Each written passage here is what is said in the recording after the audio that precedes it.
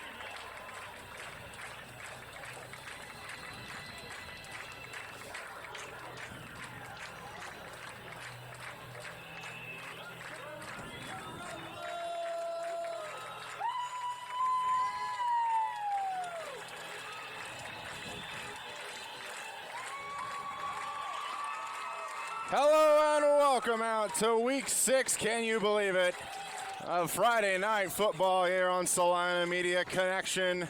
I am one of your hosts, Colin Crowder, alongside my partner, Charles Ross, as we bring you, as we said, Week 6 of action between the Salina South Cougars and the Hutchinson Salthawks. Salina South coming in with a record of 1-3, playing one less game than their opponents, and most of the state of a game being canceled against Derby. Lost last week, 58-13 to Mays.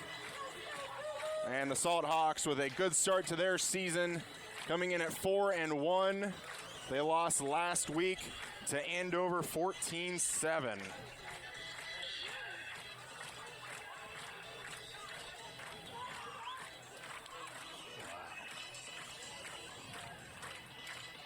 Not to say it has any expectations, though the Salthawks a few weeks ago did beat the Mays South team that you may have seen here a few weeks ago on Salina Media Connection, who really just took control of Salina South, ended up having a running clock in the second half.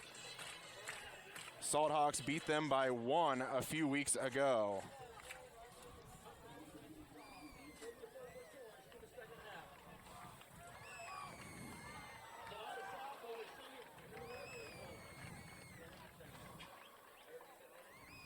And Hutch has won the toss. They will defer to the second half, and Salina South will get the football first. We anticipate to see quarterback Weston Freeze and running back Brant Cox today, as they both missed time last week against Mays.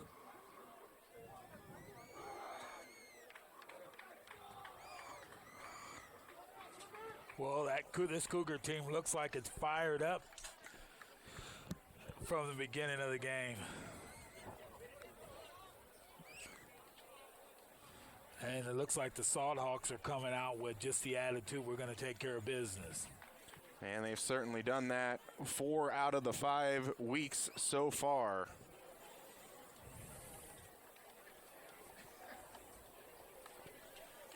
Yeah, it looks like our place kicker for the Salthawks will be number 91, Alejandro Martinez.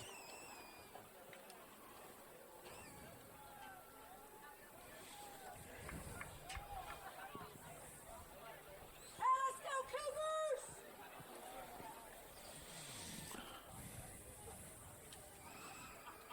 And it looks like the Cougars will have Jackson Hayes back there deep,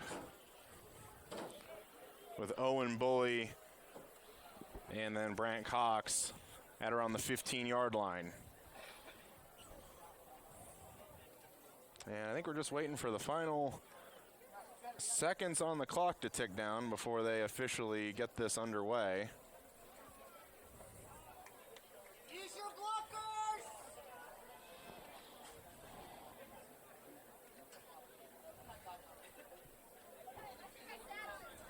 Kickoff formation for Hutchinson, number 91, Alejandro Martinez. Back deep for the Cougars, number 7, Jackson Hayes.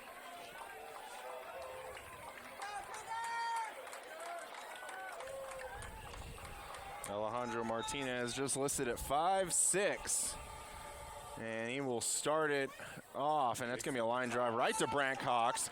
Going to take it back middle of the field, has a running lane if he gets it going, and still on his feet. Then they're taken down at about the 41-yard line. So good return for Brant Cox. Give the Cougars some really good starting field position. First down and 10 Cougars at their own 41-yard line.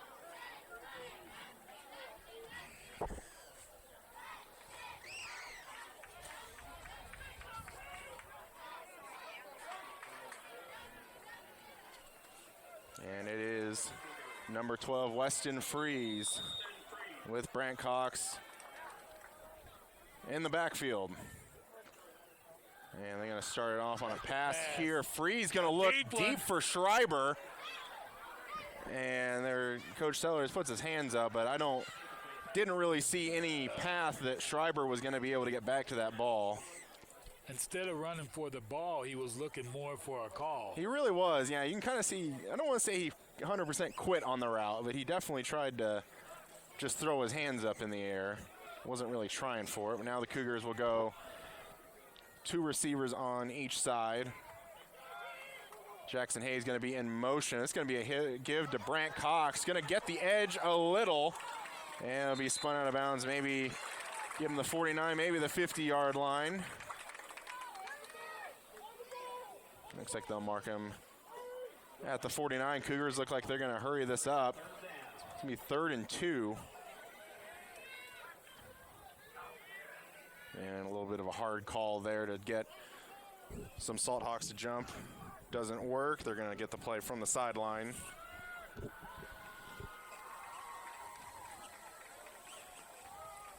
Handoff, Brant Cox, good. No.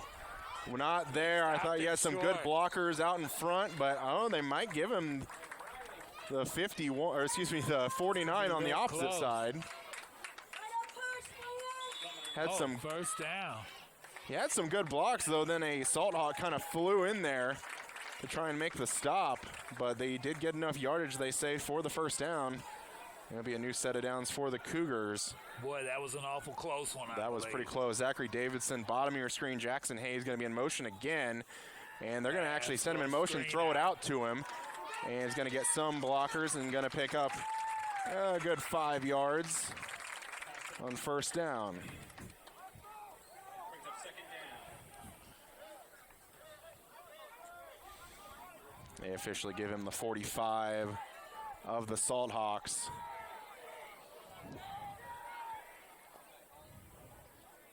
Colin Schreiber will be the inside receiver, and they will swing it out to him, but he just drops it.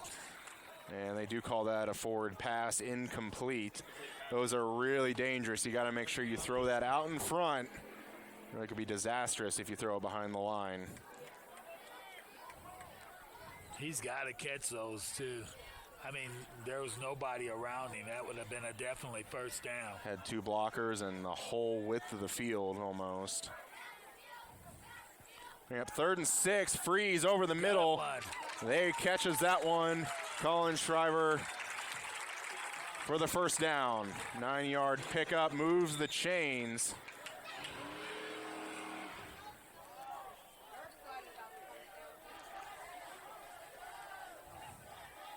Cougars going to line it up quick.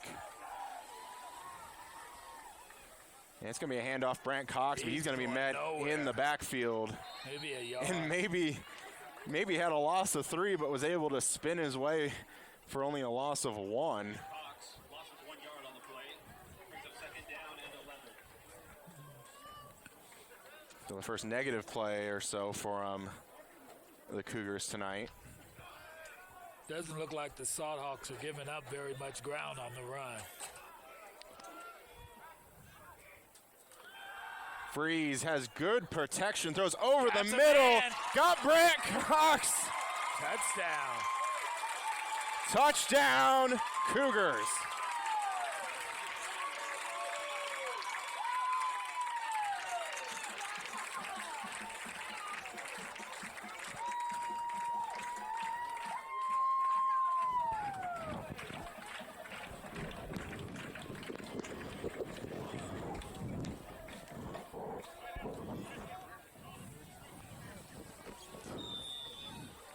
Looks like they're back for the extra point. Kick up and Good. Good.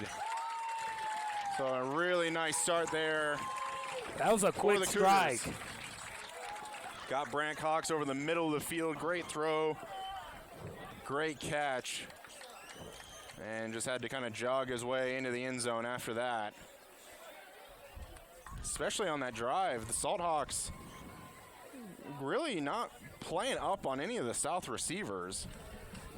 Granted, Cox on that play coming out of the backfield, but even just looking at the plays that South wants to swing it out, they're really giving, Salthawks defenders are really giving a lot of space to the South receivers so far. Well, I think that the Salthawks are more so playing the run. And if you've noticed, they've only gained a couple of yards on most of the time on the run. But that may change now.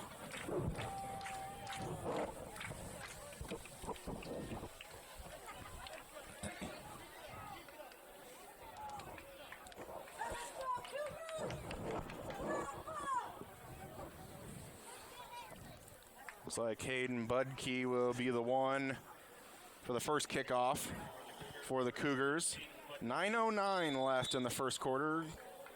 Cougars up 7-0. Budke's kick is going to bounce right on the hash marks and really just dies, and give him a few more yards on that. Would have been a fantastic kick. I thought off his foot that was no doubt going to go out of bounds, but it was pretty close.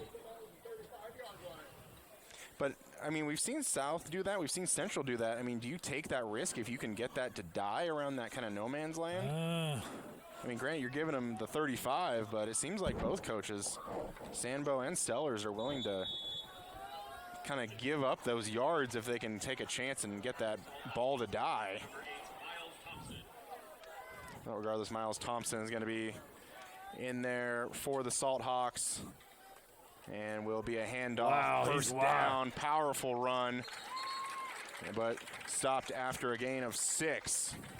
Did you see that hole? That hole was wide open. I don't know.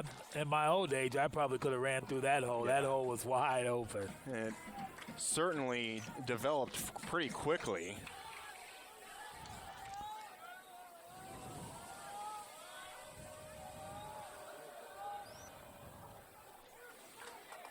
And on that day, they don't go anywhere. Stopped at the line of scrimmage. And that'll bring up a third down for the Salthawks. Let's go,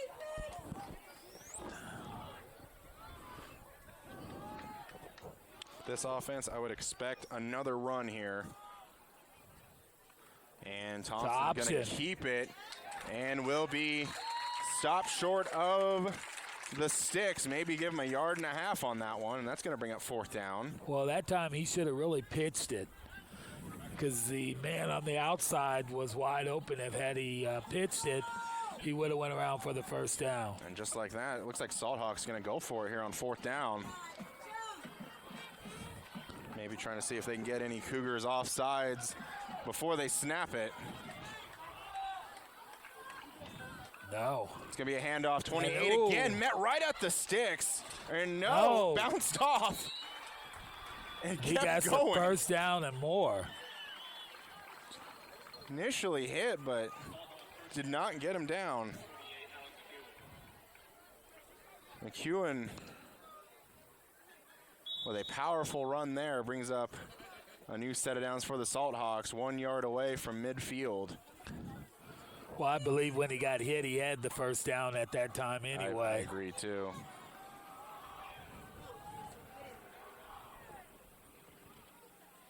It's the option. Pull from Thompson, but then going to get He hit. goes nowhere.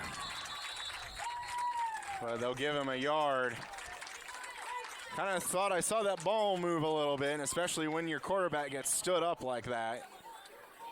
The one thing he does when he's doing that option, he's holding on to the ball. He needs to pitch it. That man on the outside has got room to run. But I guess when the attack is coming so quick, it's hard to pitch it.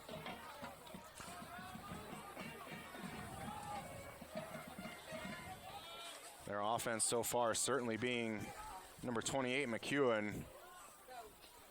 And this is going to be kind of a reverse to number 34. And he's got some running room. 1st down plus. If number 1 for the Salthawks just maintains that block a little bit more.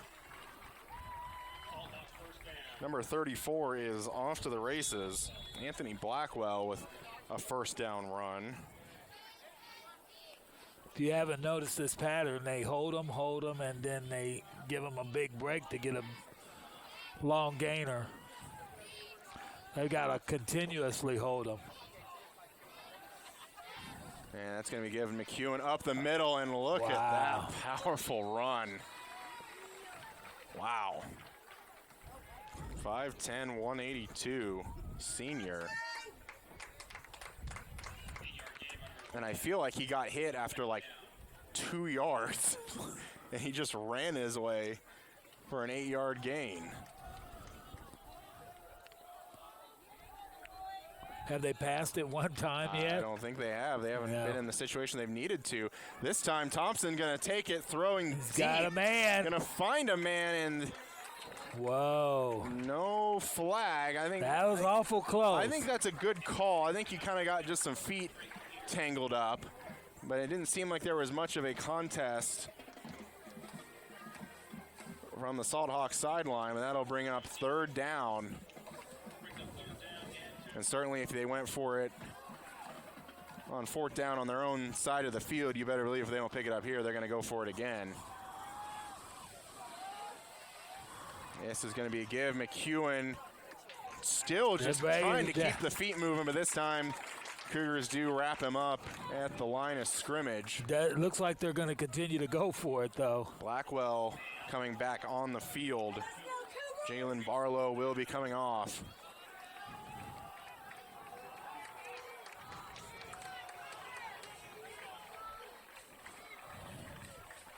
Under 5 minutes to go here in the first. 7-0 Cougars. Thompson just going to quarterback sneak it forward. Needed 2, picked up 3.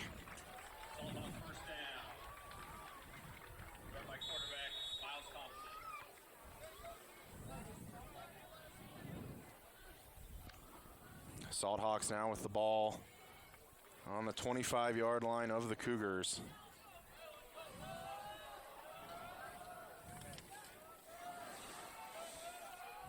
It's going to be a pitch this time. It's going to be to Noah. And will be brought down by a slew of Cougars. That's Noah Kokar, if I'm pronouncing that correct.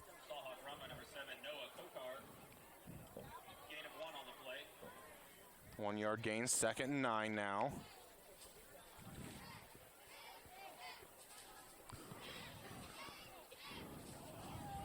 This defense has got to hold them for all 4 downs. Here comes There McEwen he again with a goes. huge hole. He'll scramble forward for about 5 more.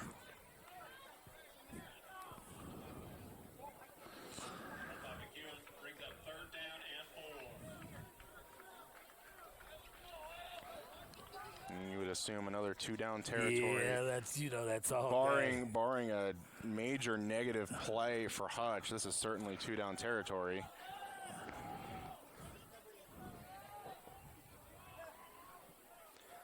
Thompson running the option again, going to keep it, cut it up inside, and tackled by a host of Cougars, but he's right there at the 15, and he's got the first down. The word that is coming to mind so far is methodical. 1st and 10 at the Cougar 15-yard line. 3 minutes left here in the first quarter. Blackwell back on the field now. McEwen going to get this one again. He's gone. Just going to keep going forward. Eventually brought down by Gio McCall. Boy, that was a real strong run that time. Certainly one of the most powerful runners we've seen, 1st down and goal. and I would say at least maybe a year or two. He is running with authority out there. Is McQuan.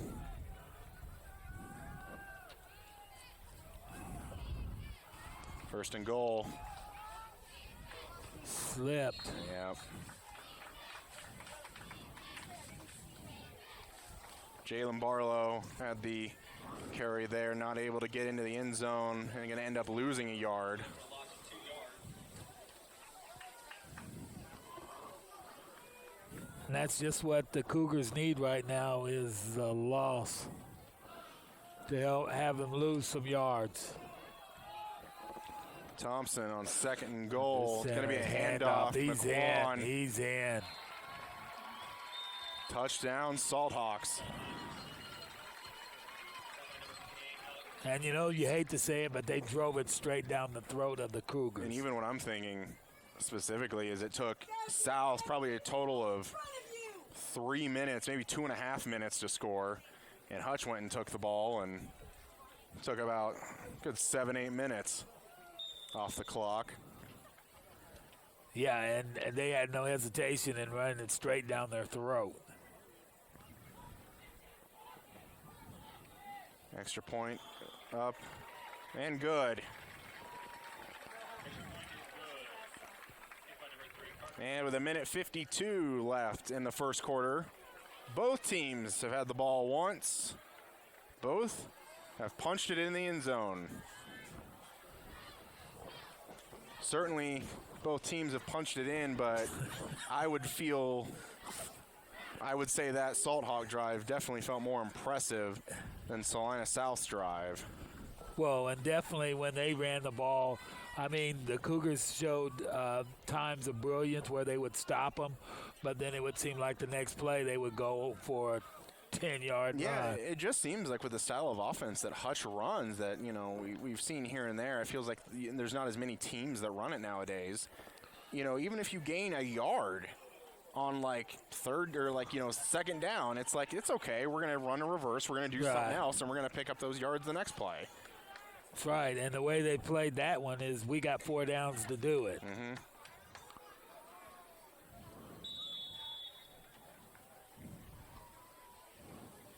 And kick is away. Jackson Hayes going to field this one, going to try and run up the middle. And we'll get stuff, a little bit of a forward push from the Cougars. Mark it down at the 32-yard line.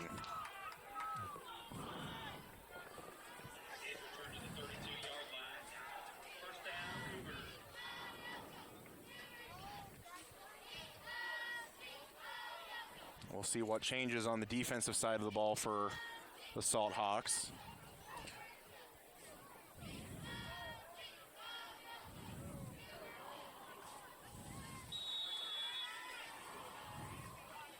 Already the defenders showing a pretty good cornerback. Safety is showing a pretty good Pass. West of coverage. Freeze in trouble. Gonna try and just get out of there and gonna be swallowed up.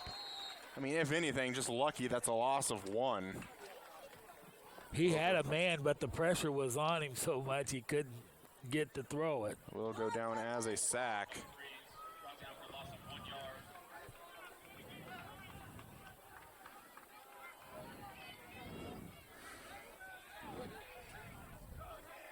Second and 11 now. This is going to be a handoff to He's Brant going Cox, and he's nowhere. going to be hit.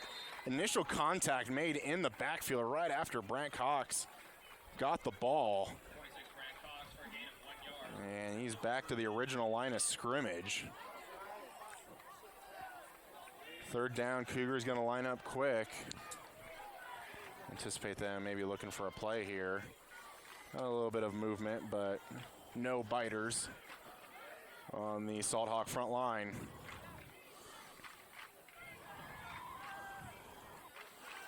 Freeze in the pocket, really good protection. Gonna throw it deep. He's got a Jackson man. Hayes, He's got incomplete.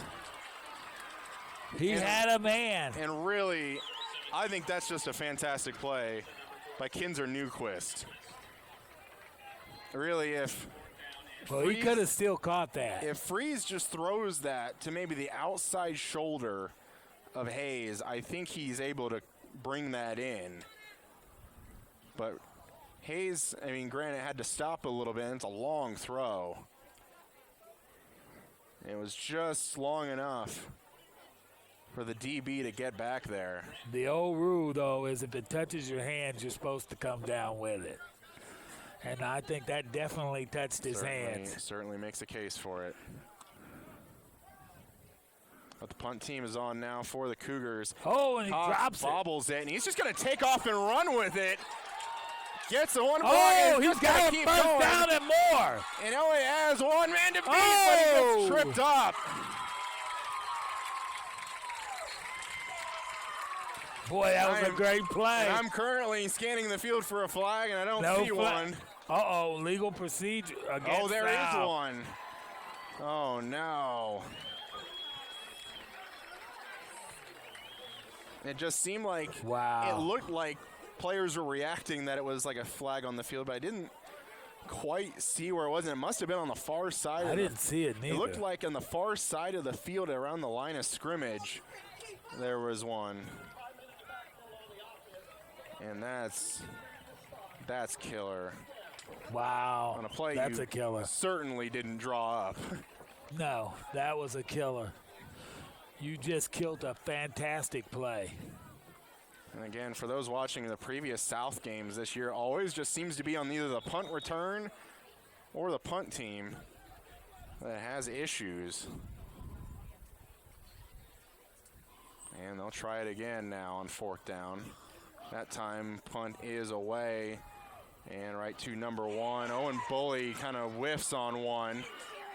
And it's not going to be that much of a return regardless, as he's pushed out of bounds at the 47-yard line. But a great opportunity for the Cougars is nullified Boy, that was a fantastic play. by really you can almost just say a mental penalty.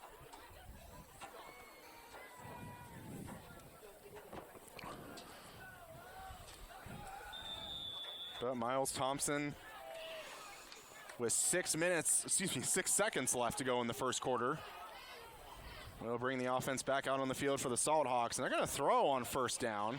Going to throw over the middle, pass complete to third. Oh, Ball Bumbo! comes out, and I'm not quite sure who got on it. Multiple Cougars players have they it. say it's a Cougar football. Wow. What an opportune time. And that is how the first quarter will end. Off a turnover, Cougars back with the ball. And we'll be back with the second quarter right after this.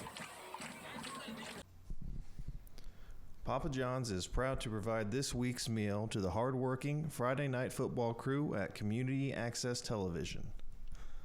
While watching the big game, don't forget to order your freshly made pizza at papajohns.com. And welcome back to the start of the second quarter. All tied up at 7 here. Cougars with a great opportunity. Had a penalty on a punt that Brant Cox picked up. First play after the punt. A fumble by a receiver for the Salthawks. Cougars recover, and they're back in business on their own 44-yard line. Zach Hogan coughed up the ball for the Salthawks. First down, Brant Cox going to take it. Has a good hold. Some room. Keeps the feet moving. First down in to Salthawk territory, and a great run by Brant Cox.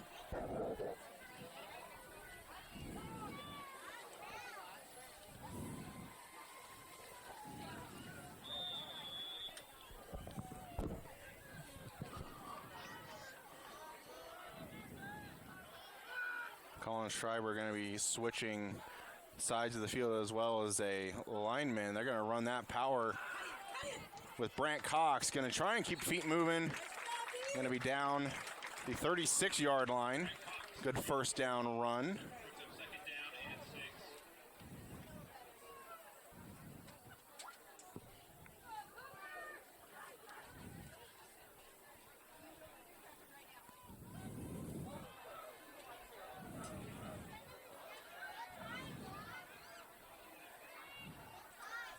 Freeze, a little bit of a wide snap, hands off Cox, gonna spin out of one, and he's gonna make it a 3rd and 1, but we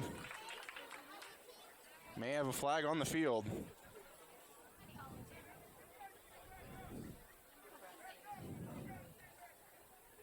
Sideline warning on Hutchinson. It's gonna be a sideline warning on the Salthawks.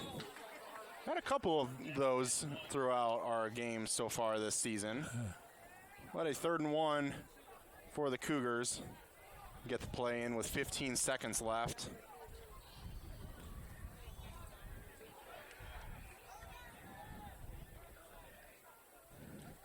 Another handoff. Cox going to try and reach the edge. And blocked by Jackson Hayes just First long down enough plus. to get him the first down. Well, I think he got that first down by quite a ways there.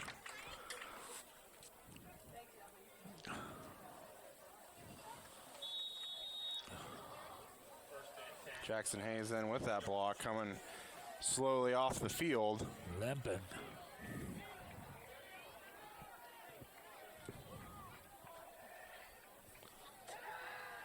Freeze going to throw. Pass complete, but then immediately tackled. Carter Copes had the reception, but we may have another flag. There's a flag.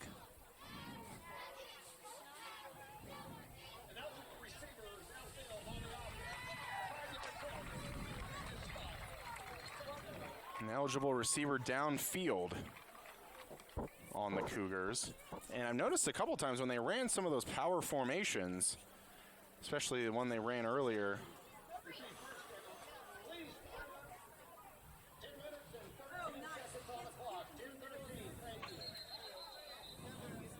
Oh, you better remove it. He's not COVID. 37. Sorry. and we have a sick player for Hutch coming down with maybe little rumbles in the stomach. But will be 1st and 15 now for the Cougars. Copes in motion. Freeze going to swing it out to Brant Cox, but there's another flag on the field. Cox going to stretch out. I feel like that far official's thrown a flag on 3-4 straight plays at this point. They're going to say illegal shift, maybe?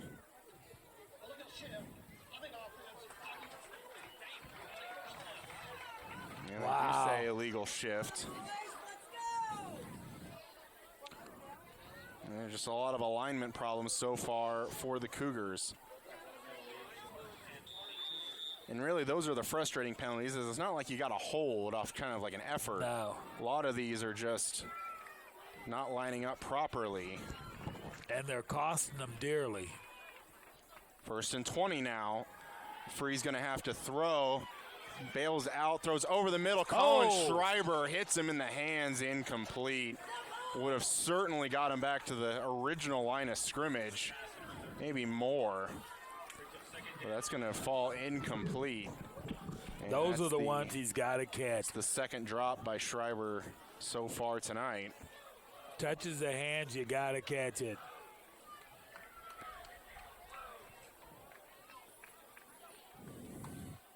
Handoff Cox trying to get some yards back. They'll rumble forward for about 4 or 5 yards. At least maybe make this 3rd down a bit more manageable. Certainly not the yards you wanted.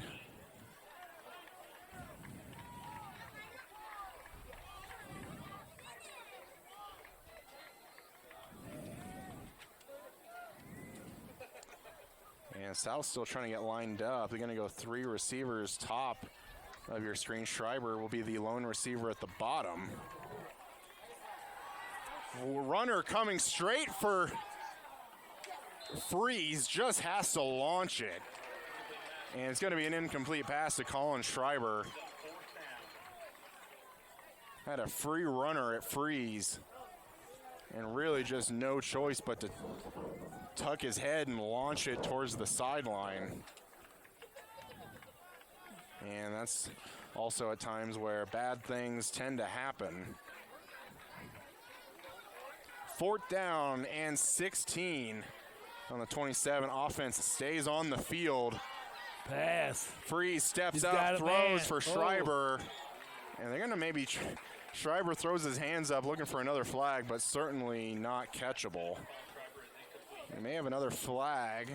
Seems to be maybe in the backfield. Maybe a area of a hold. Maybe an after the play. And it's going to be a roughing the passer. Wow, that's a way on to get Hutch. And they just bailed out the Cougars.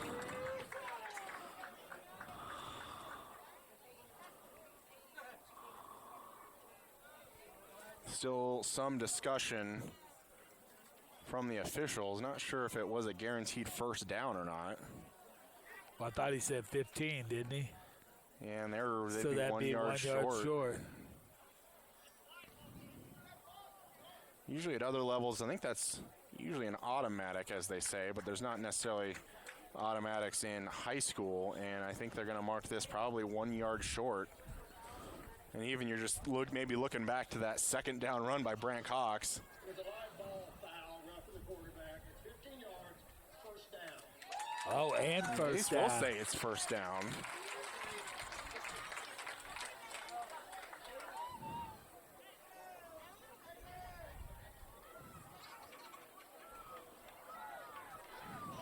Penalty, 1st down, Cougars. On the 12-yard line. And some words being had with some sideline officials from the Salthawks, but will be 1st down. Handoff goes Brant nowhere. Cox met behind the line. We'll lose 2 on that play.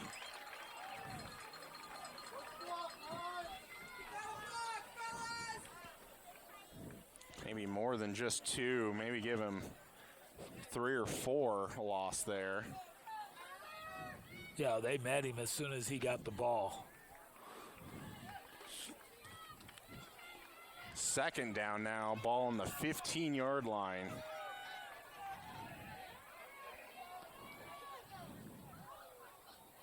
Handoff Another Cox handoff. again. Going to go through the hole. And we'll get a few yards past the original line of scrimmage.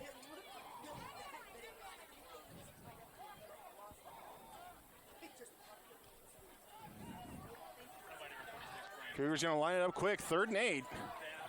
Going to still stay with the same formation. And Cougars look like maybe one to snap it pretty quickly as there's a stoppage for a equipment issue, and Coach Sellers not too pleased with that.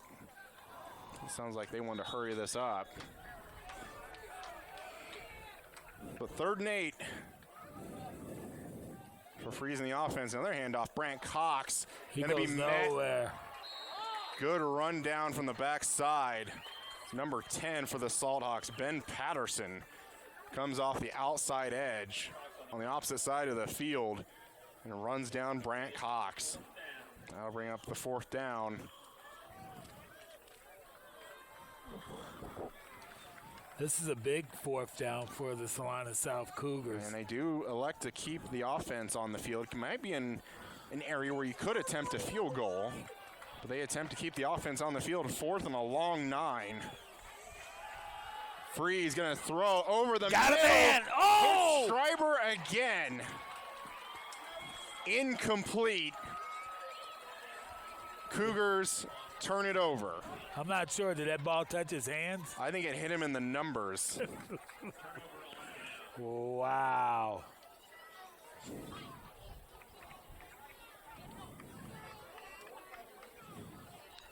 Hey, here we go, defense! And just like that, the Cougars turn it over. 6:56 left before halftime. Keep the ball in And the front, drops please. are starting to hurt. That one certainly hurt the most. Thompson and the Salt Hog offense back out on the field, and this is going to be blown dead Flag. before it goes. More than likely a false start. Didn't quite see who was the culprit.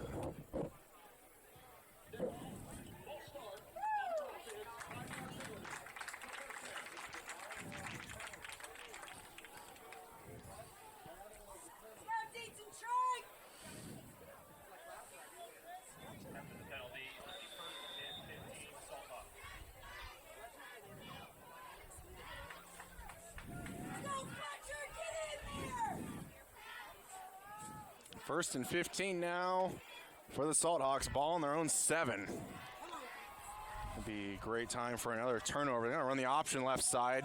Thompson going to keep it himself, keeps feet moving, and will pick up about a good 9-10 yards on 1st down. Able to get that offense out of the hole they were in. Basically, they should know that on the option, he keeps it every time, so I would make sure I stopped him. I don't think he's pitched it one I time. don't think he has yet either.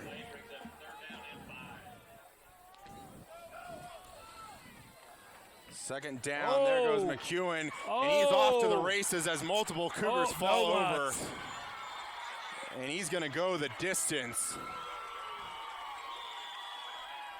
Touchdown, Salthawks.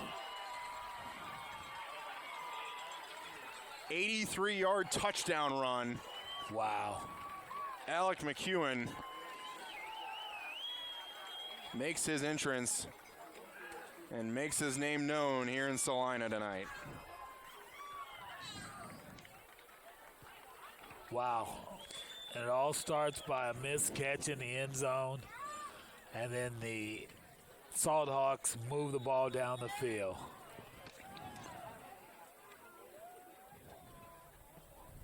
Good. It is up and good from Carter Bowie.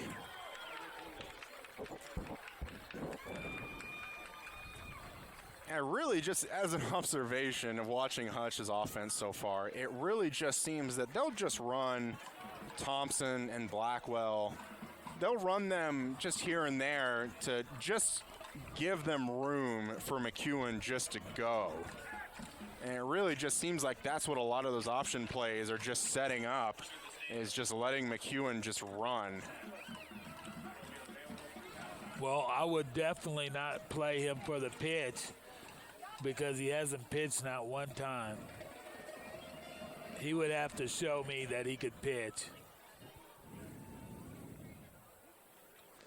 But that time he acted as though he gave it to the fullback and acted as though he had it going around that other side.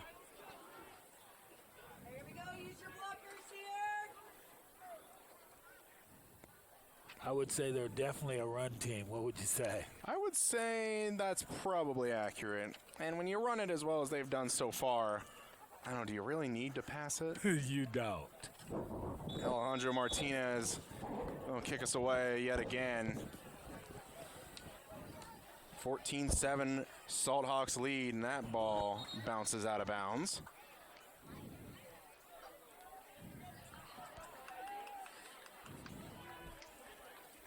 And the Cougars will get it on the 35-yard line. 6 minutes, 12 seconds left before halftime. Both teams with all 3 timeouts.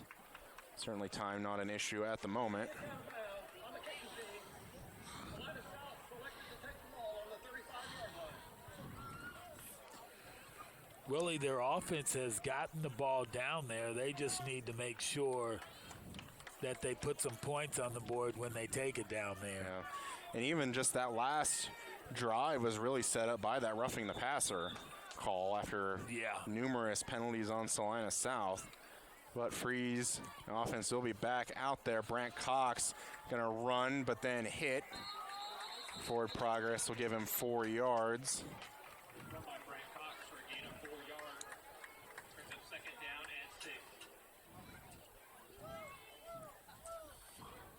Jack Hover, number 6 for Salthawks, in on that tackle of Brant Cox. How do you like the thought of going to Colin Schreiber right here? Just getting him in the game. Yeah. Just getting No him better those time touches. than now. And they're actually going to have him blocked for Jackson Hayes out here. Going to get a little bit close to the sideline and maybe going to be a yard shy of the first down. Real close to a first down. Jackson Hayes brings up third down and 1.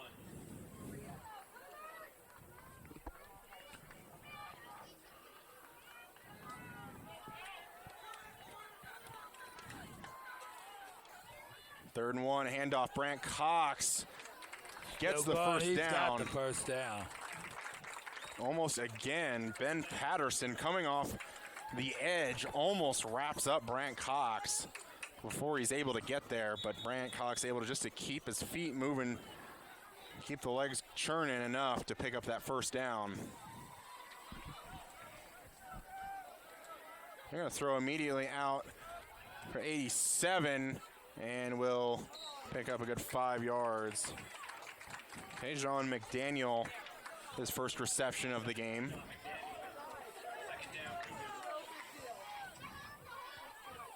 Didn't seem like much was there, but still ended up picking up 5 yards. Yeah.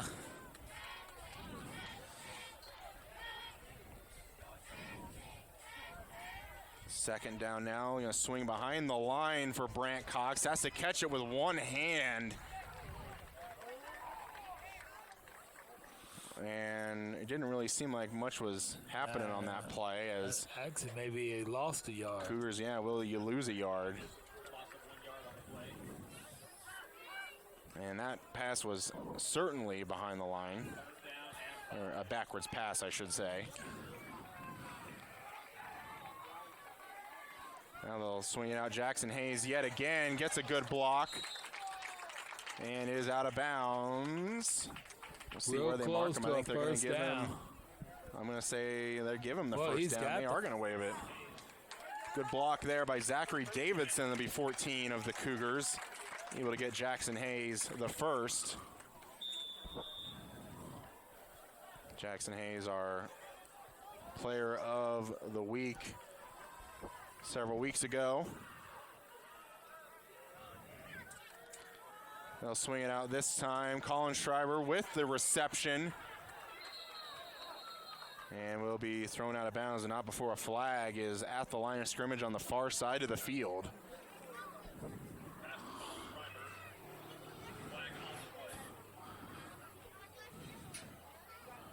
And this sounds like it might be another procedure penalty, just getting the sense of that. Maybe he's lined up on the field wrong, or it could be a hold on the outside. 5-yard face mask on the defense. Wow. And it will be actually against the Salthawks.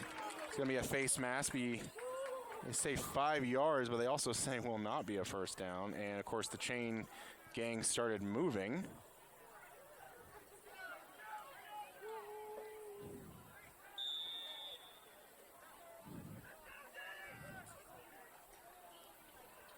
Brant Cox gets it and has the first down, it appears. I was really just seeing what was going on with the chain gang on the opposite side of the field. I thought they were going to blow it dead. They looked a little confused. The down marker lineman wasn't even fully set when the Cougars snapped the ball. Well, you could say they bailed out the line crew there as Brant Cox able to get the first down.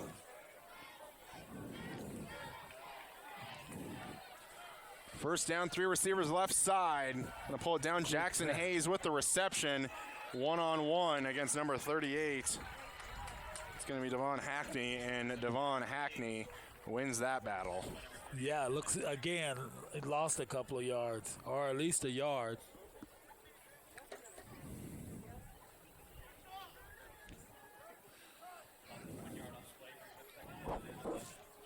And really with a lot of times Hutch playing pretty soft out there coverage, you might as well just give them more open space to be able to make tackles. Hand off Brant Cox, going to try and get a little bit of the edge. A little bit of a slow start, but tries to turn on the Jets, but we'll pick up 4 yards. The good thing is he ran in an angle the whole time, so he was gaining yards rather than running straight forward.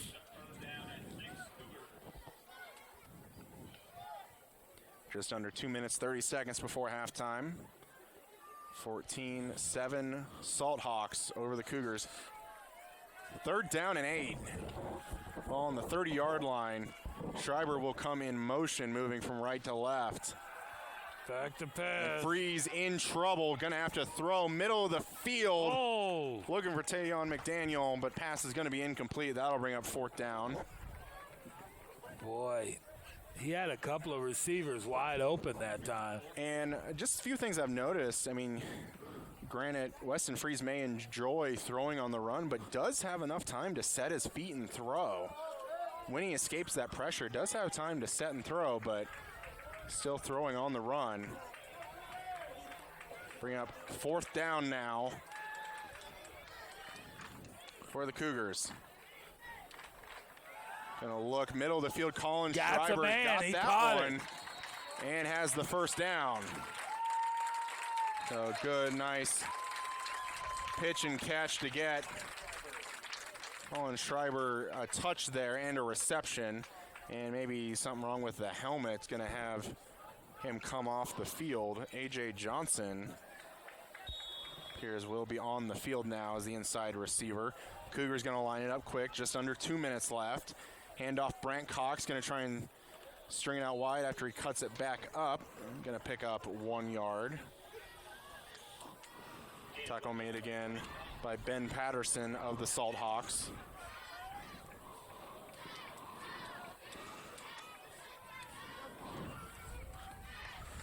Again, they'll line it up fairly quickly. 20 seconds on the play clock. Back to pass. Gonna throw. He's got a man. He's for got a man. McDaniel. And it's touchdown. Touchdown, Cougars. I was worried he may lose possession as when he went to the ground. But they ruled that a touchdown and a fantastic throw and great catch. And just like that, the Cougars are down an extra point.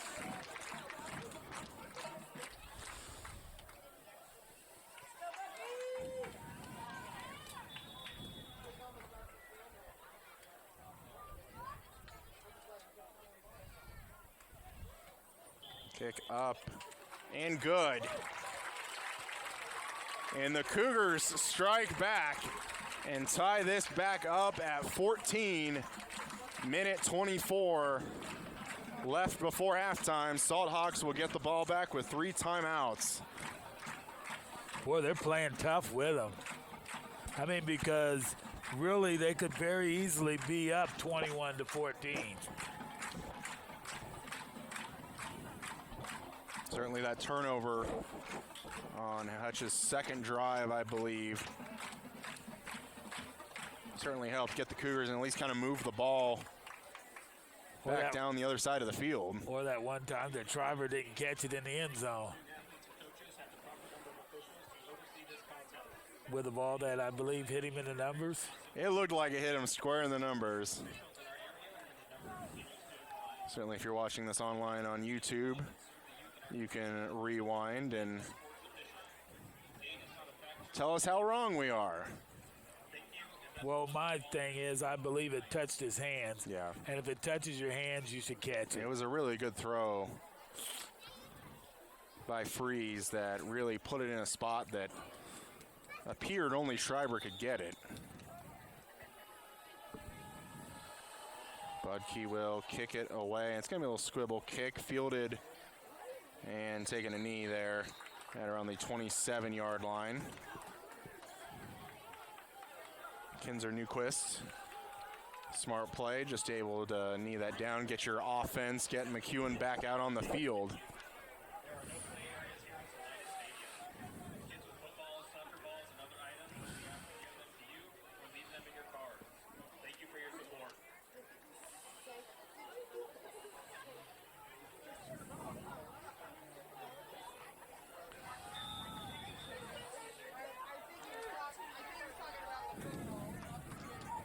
First and 10 Salthawks on their own 27. And we'll see if we see any passes here so far, but we're going to have McEwen on first down. Swung down there by number 75 of the Cougars. That's going to be Gio McCall. Number 28, Alec McEwen. But still able to pick up 4 yards on first down. Play brings them second down and 6. Clock at 1 minute, and we'll get a throw here. And that's going to be intercepted by A.J. Picked off. Johnson. And what a play. Just read the receiver and may have just taken it out of his hands. Basically, he took it out of his hands. What a play by the senior. 4-year starter, too, huh? You should know not to throw to that side.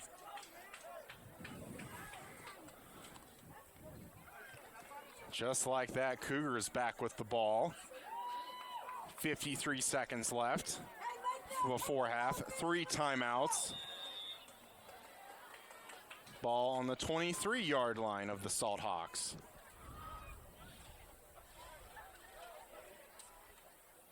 They're going to throw that. Jackson Hayes just able to corral it. Will run forward and pick up 6 yards.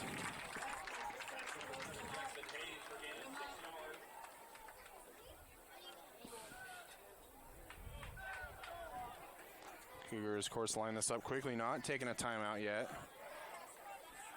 Little pump fake by Freeze, going to throw middle, and was trying to look for Zachary Davidson. And again, they may have tried to look for maybe a little bit of a flag, but I mean, there's just not enough physicality there to even warrant a flag, and certainly not catchable. And I don't know where they get the point of always raising their hand up looking for some type of flag. They need to continue with their third down handoff. Going to be Brant Cox. Going to try and pick this up on the ground. Maybe a yard shy from our angle. And they're trying to call timeout. Sam Sellers not very happy, as they were continually trying to call timeout, and the sideline official was not granting it to him. See if they put any time on the clock. Timeout. Salina South for first and a half. Please put 21 seconds back on the clock. And I'm assuming they mean set the clock at 21 seconds, not add 21 seconds to 17 seconds, which is what the clock is setting at right now. And they do just put 21 seconds. They grant 4 more seconds back to the Cougars. No. They're still changing the clock. Oh, no, it went back. I think they usually sometimes put a 1 minute timeout up there. They were just changing that. Well, the funny thing is he said add 21. I know, that's what made you think that. You got to go back to high school math here, or maybe elementary school math, more like it. I don't know that he said to put it at 21. It's 4th down and 1 Cougars. 4th and 1 for the Cougars. Handoff, Cox has the first down. First down, Cougars.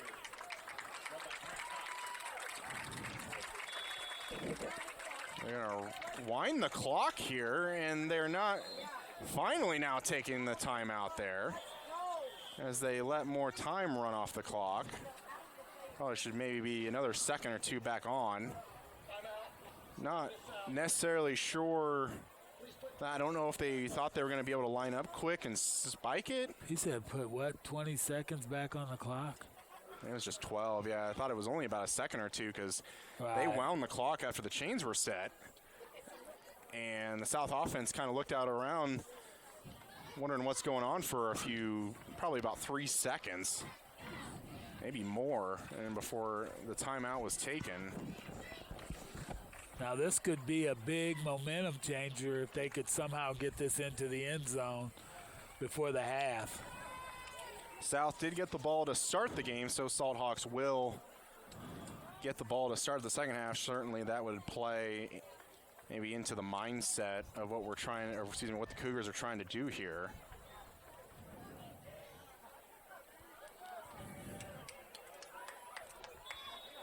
I think at this point you may just have to start taking shots into the end zone. Freeze looking left side. Gonna be Hayes, incomplete. Didn't have a great angle on it from our vantage point, but may have just been right through the hands. Hayes is incomplete. Second down. I think it was just a good play defensively there by number 22 of the Salthawks. Felt like the contact was made right when the ball arrived. Yeah. 9 seconds left. 3 seconds come off. Cougars with 1 timeout still. And there's 10 on the play clock.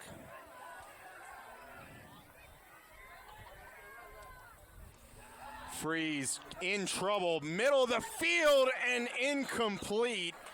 And really trying to find Tayon McDaniel, but I just don't think you can't throw that in that instance. You can't take a sack, but you certainly can't go off your back foot and try and throw that. So are they trying for a Force field it. goal? And I think that's what they're going to do with 4 seconds left. It'll be 3rd down.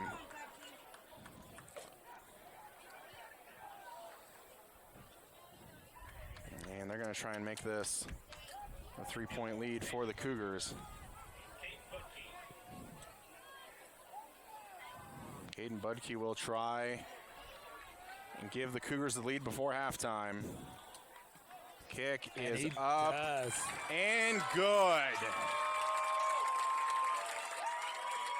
Still going to be 1 second left before halftime.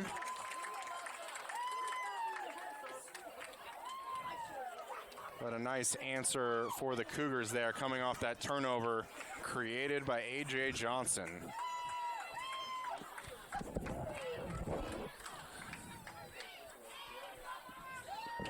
Now, if you're the coaches for Salina South, you just pray nothing disastrous happens here on the kickoff. Yeah, I think I just swivel kick it. You may even just have to kick it to the front line guy, like kick it to one of the 5 that it's on the front line, and let's do that. And A.J. Johnson getting some kudos from his head coach there.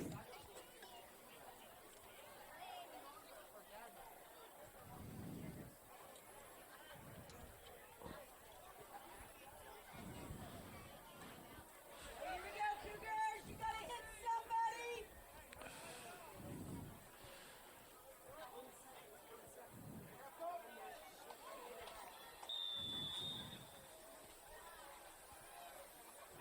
Budke getting the field goal is going to squib it. Going to bounce high up into the air. And a Salthawk come down with it. And that will bring us to the end of the first half. Cougars 17, Salthawks 14. We'll be back with some halftime thoughts right after this. Hello and welcome to the Salina Media Connection halftime show. So far we've got a pretty good one, 17-14 at the break. Could be a lot worse though. I mean, you can even make a case for both sides that could have a clear lead at this point. But we'll start with the offense for Salina South. Could be making a lot more strides down the field if it weren't for some costly drops. Yeah, those drops have cost them, and like the one that was in the end zone, touches your hands. I believe in the theory that if it touches your hands, you should catch it. Alec McQuan for the Salthawks, number 28, just running up and down the field, had that huge, I believe it was an 83-yard touchdown run. It just feels like everything the Salthawks are doing on offense, even if a play just gets 1 yard, it's just set up Alec McQuan for those big runs. But at the end, the South defense stood tall because A.J. Took the ball from the wide receiver, and then it looks like South took it in and ended up with the 3 points at the end there. Yeah, just 2 huge turnovers so far by the Cougars defense. That's really kind of been the difference so far. Hutch does get the ball to start the second half. We'll see if that Cougar defense can create another turnover. And we'll be back with that second half right after this. Hello and welcome back to the start of the second half. Just about a little over a minute before we get the second half underway. Salthawks will get the football to start.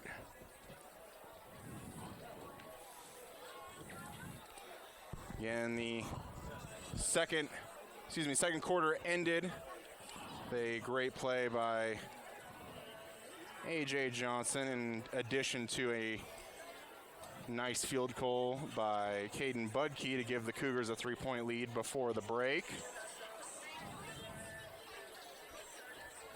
I don't know if you would have told me at the start of the game the Salina South Cougars would be ahead 17-14. I would think that you were not thinking right at all.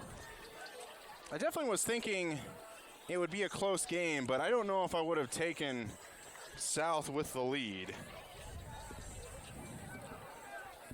Well, this beginning of this game, beginning of this half, could tell the difference right here. Budke will kick this one away for us. We're still waiting for the clock to tick off its final seconds.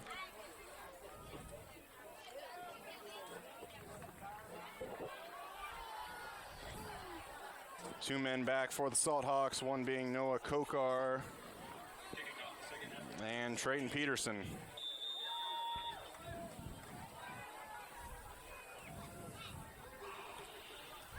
That kick is going to be angled sideline again, going to be fielded there by Peterson, and is going to have to try and maneuver to just get some yards. And we'll get it out past 20. It looks like the 24-yard line is where the Salthawks will start. First and 10, Salthawks.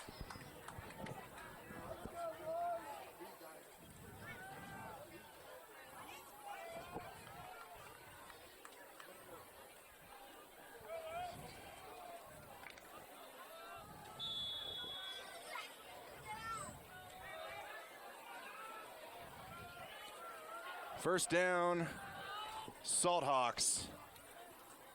Thompson and the Handoff. gang. That's going to be a Big handoff. hole.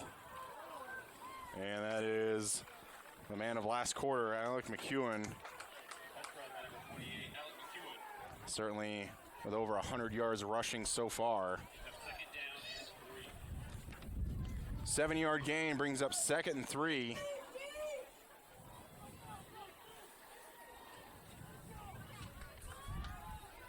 I expect a methodical long drive here. Reverse Wow, there. he Might be started in the Blackwell, backfield. and numerous Cougars are there to wrap him up. They were there waiting on him.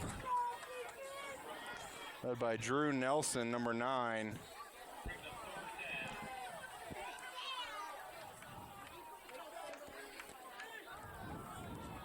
Loss of a few, 3rd and 5.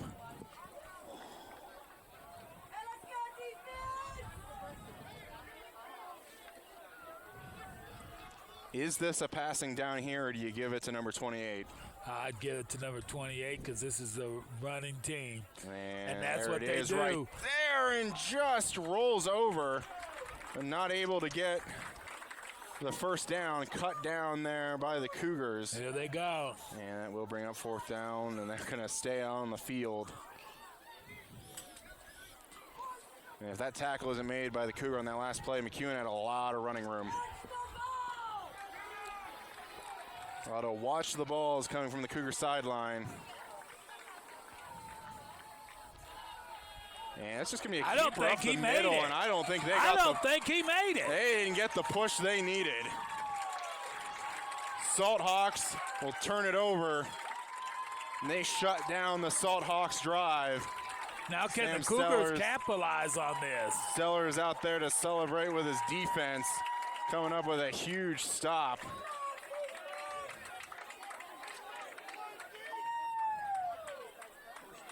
Cougars have the ball in fantastic field position, the 33-yard line of the Salthawks. Not even 2 minutes into the second half. Now the offense has got to capitalize on this good field position. Free's going to throw it out. Jackson Hayes has a man ramming right for him.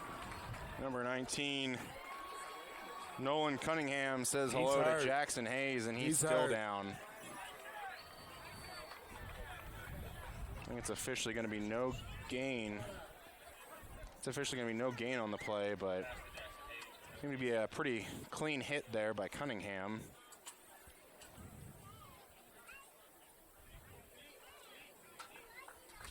And he's up quick. Jackson Hayes played a lot tonight so far. Officially going to end up giving him a loss of 1.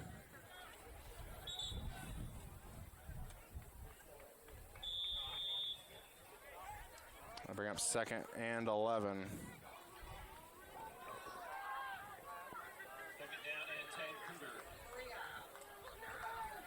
And Colin Schreiber is set, and they're moving the man in motion, going to move tight end on the other side. And that's going to be a false start on the Cougars. Did try to have a little bit of a hard count, got a few Salthawks to move just a bit, but looked like the right guard for the Cougars move, and that's going to back them up 5.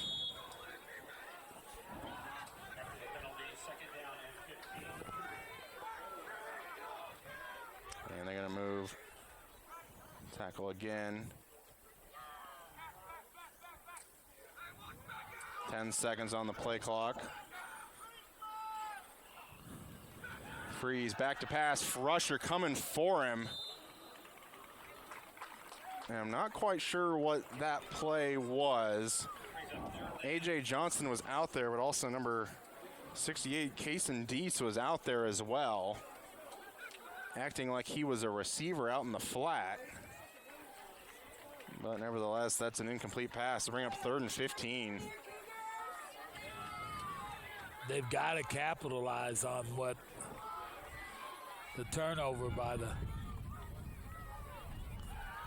3rd down, Rusher coming for Freeze. Breaks the edge. Maybe he's able to run for this, but no, throws it and in the area of A.J. Park, but a great play by Kinzer Newquist. We've called a few times to just get a hand on that and bat that away. That'll make it a 4th and very long.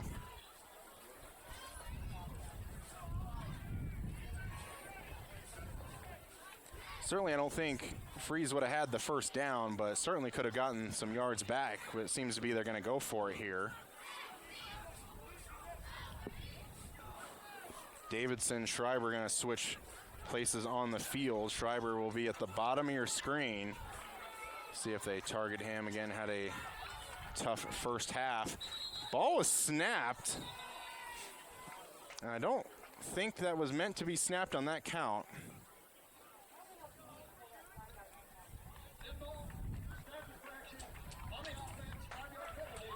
wow.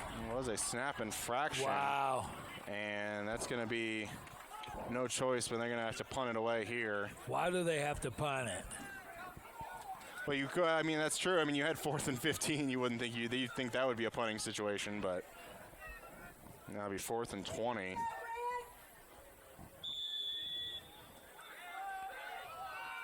And I feel like how your defense came out in the second half, that might be a Yeah, I'm not decision so to sure punt 'em that I back. would punt it.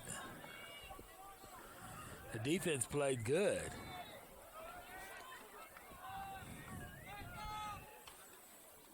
Cox, a little bit of a rugby-style kick. He's going to kick it. I think that's certainly going to bounce into the end zone. And no, it doesn't. I think Owen Bully was hesitated a little bit, thinking that ball was going to bounce even farther back, but then did bounce back towards the end zone, not able to corral it. That'll be a touchback. The ball will be on the 20. So it was a gain of how much?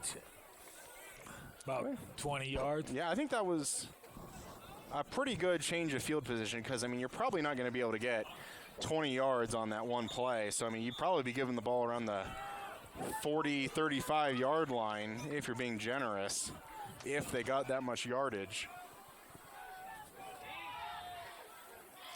And it's going to be a pitch outside. Number 7 for the Salthawks. He's going to get the edge just enough to pick up.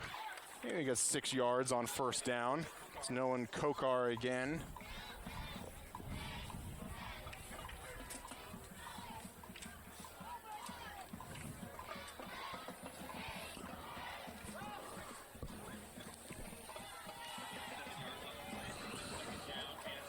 Eight minutes, 34 seconds in the third quarter. Clock currently stopped.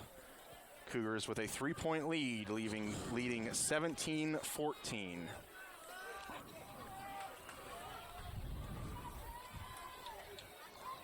Gonna roll out quarterback. He's not gonna pitch it again, but makes the decision to keep it himself and just keeps the feet moving. And he's got about a good 20, 30, 25-yard pickup there. And as I said earlier, I would tell my players that we do not even play him for the pitch because he doesn't pitch. Still hasn't pitched it once. He doesn't even fake as he's going to pitch it. He just turns in and goes. Solid run there by Miles Thompson. Kokar in motion is going to get another sweep opportunity. Going to hit the holes fast. Missed by Owen Bully and going to be out of bounds. Carter Kirby, the one that chases him out of bounds, but another big play by the Salthawks. First and 10 at the Cougars 32 yard. Let's go, defense. Make a stop here. First and 10, Salthawks on the Cougar 32-yard line.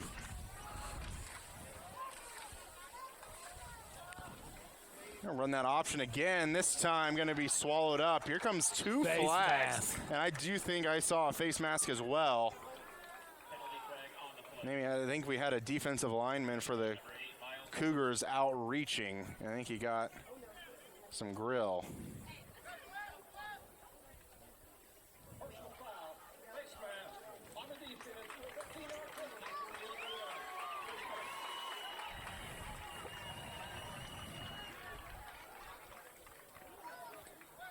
Both the white hat and the lines official both saw that. Both threw their flags at about the exact same time. And it's going to get the ball inside the red zone for the Salthawks. Put it at the 18-yard line. And they're going to hurry up fast. McEwen takes it up the field, 10-yard gain, first and goal, Salthawks. Wow. Got a man Do have a down, Cougar too. down. Jackson Hayes looks to be the player coming onto the field who took that hit earlier.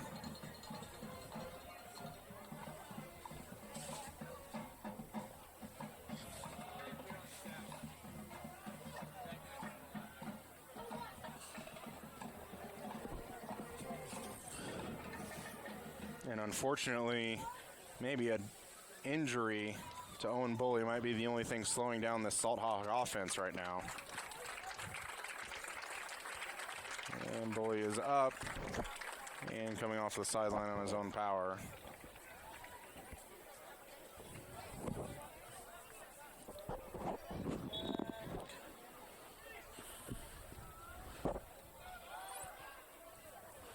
Wow, this is a major turnaround for the Salina South Cougars.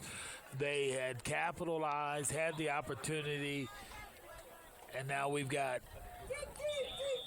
the Hutchinson Seahawks headed down into scoring territory.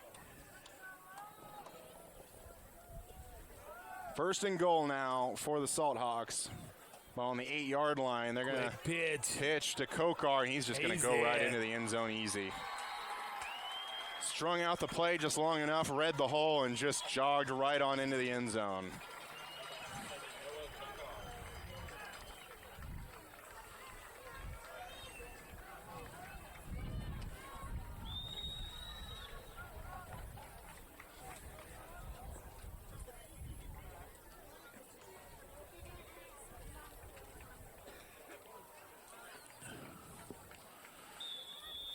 Extra point from Carter Bowie upcoming.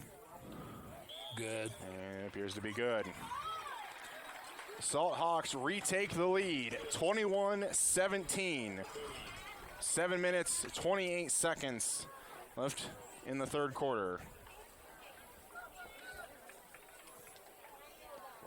You can just see the South defense coming off the field, just looking on, maybe not necessarily depleted, but certainly played well on the first drive. And then that second drive gave up 80 yards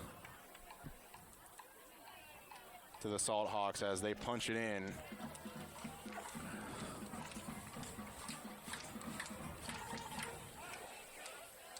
Cougars need a big momentum lifter right now.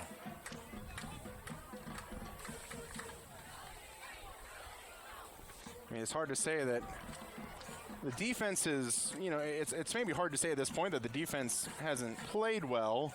They've given up 21 points in about 2.5 quarters, but they do have a 4th down stop and 2 turnovers tied to that as well. And kick is away. Jackson Hayes just lets it go into the end zone. Smart play there.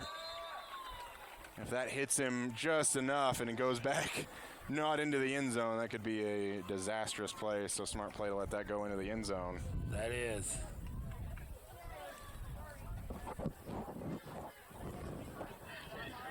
Very important drive here for the Cougars. They need to come away with some type of momentum shifter. A score to put the Cougars back in the lead would certainly do it. 3 receivers right side. Going to start the second half off with a run from Brant Cox. And he's going to lower the shoulder. Truck number 14 of the Salthawks does have a first down. And just trying to untangle all the bodies there near the 36-yard line. Good solid run there by Brant Cox. Kinzer Newquist the one to bring him down.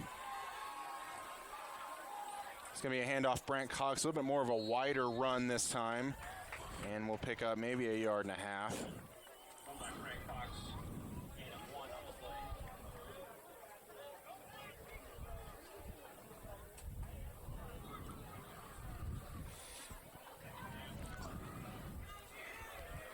Colin Schreiber will be your inside receiver on the wide side of the field. They're going to run it again with Brant Cox. Tries to lower the head, but really stood up there by multiple Salthawks, including Jack Hover, number 6. This is an important 3rd down and 9 right now. You don't want to give the ball back to the Hutchinson Seahawks with the way they're driving the ball down the field. Comes 3rd down, a little pump fake over the middle. Got a man. Schreiber slowed down a little bit. Pass. And he complete. caught it. Had a man over him, but still able to haul that in for the huge gain in the 3rd down conversion. Ball now on the Salthawk 25-yard line. Cougars going to hurry this up.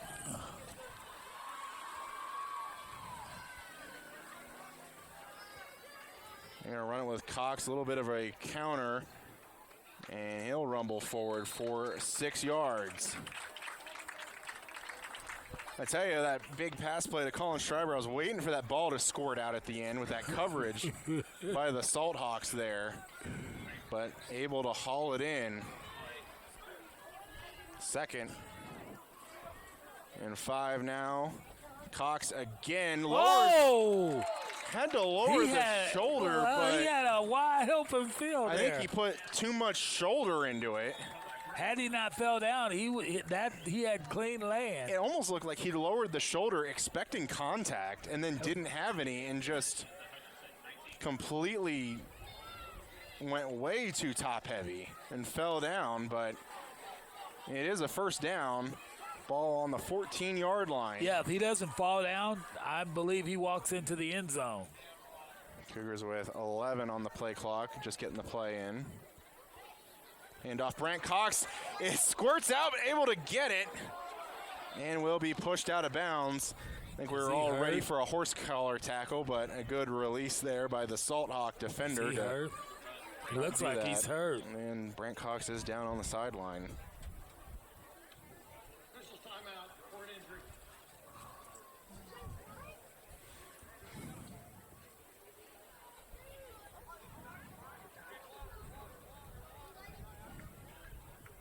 Wasn't quite necessarily able to see the hit that brought him to the ground, but was on the verge of it being a horse collar tackle before there was a release from a Salthawk.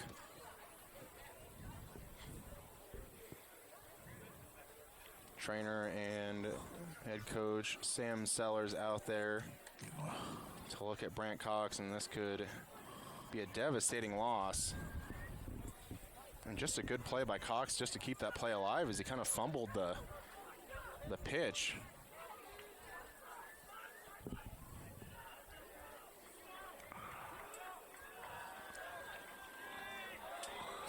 That could be a major injury. I don't know if they're going to go ahead and line this Cougars up because he's already on the sideline, but I don't like them running this play with Brant Cox only a few feet away from the sideline. There he is up.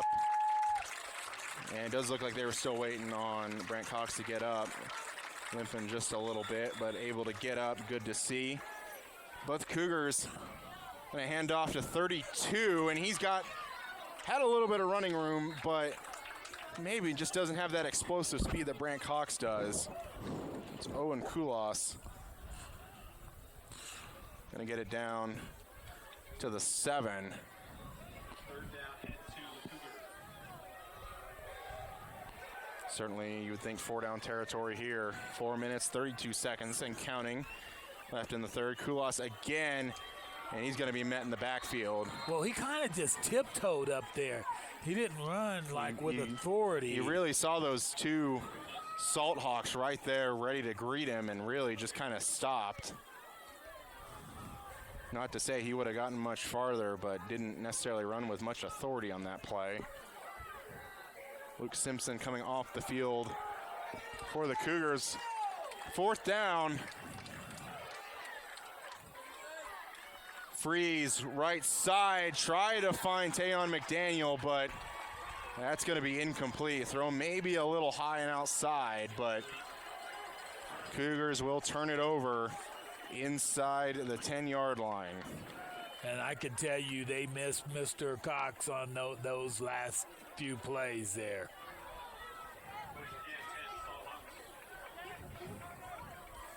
Brant Cox still walking up and down the sideline. Still a little limp. But Thompson and the Salthawk offense take over on their own 7-yard line. They'll run an option. Thompson's going to keep it himself. And Cougars will push it back. Maybe a gain of 1 with forward progress. And yet again, still has not decided to pitch it. Quarterback run, Miles Thompson for a gain of 1 yard. 2nd down and 9. Nice job, defense. 21-17 Salthawks. And a big stop by that defense. Get the ball back into their offense's hands. 3 minutes, 20 seconds left before the end of the period.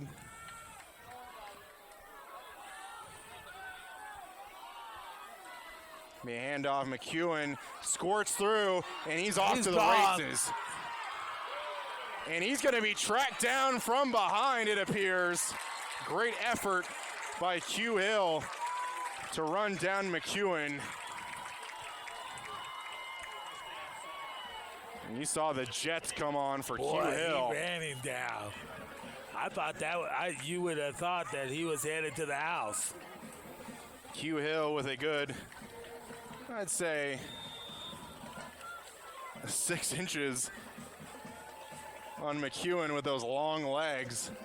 Just running just a little bit faster than McEwen's, but nevertheless, huge gain for the Salthawks. 1st and 10 now on the Cougar 30-yard line. McEwen again has open running room, has 1st down, chugging for more.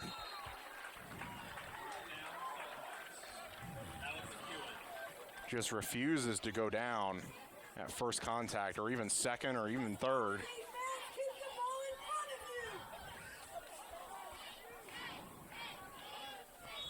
Wow. Pickup of 12 now inside the red zone are the Salthawks. It's going to be a pitch. This is going to be Kokar. Gets by 1. Spins through another. Great block on the outside there by Trayton Peterson. Just continually pushing back the Cougar defender and letting Kokar just read that block on the edge.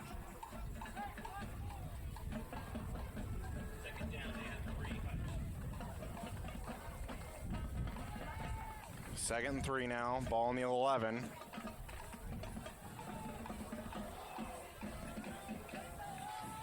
Kokar in motion again, handoff McEwen, and will be met and hit there, been tackled by Owen Bully.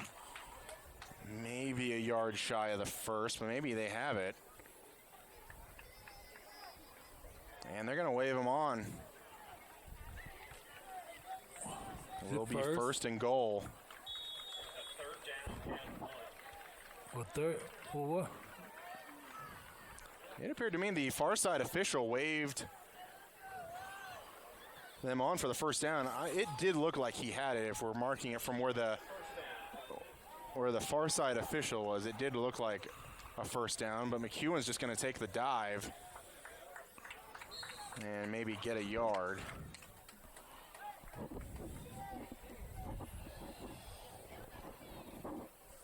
Boy, this is a big statement for the Salina South Cougar defense. They really need to keep them out of the end zone. 1 minute and counting remaining in the quarter. And doesn't look like the Salthawks have any intention of running this quickly.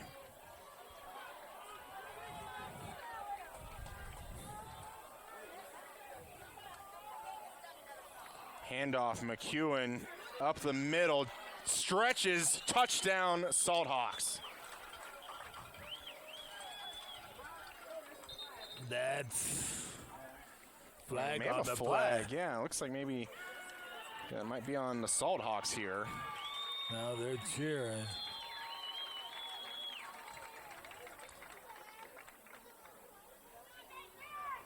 Well, maybe not then. Yeah, just that flag, that position where that was thrown, didn't really see where that could be a flag on a South player. Well, did they? Yeah. On the defense, illegal use of hands. Hutchinson selected the penalty on the kickoff. Legal use of hands from the Cougars. Penalty will be enforced On the kickoff. on the kickoff. If you enforce it here, you're maybe gaining a yard and a half, which certainly want the yardage.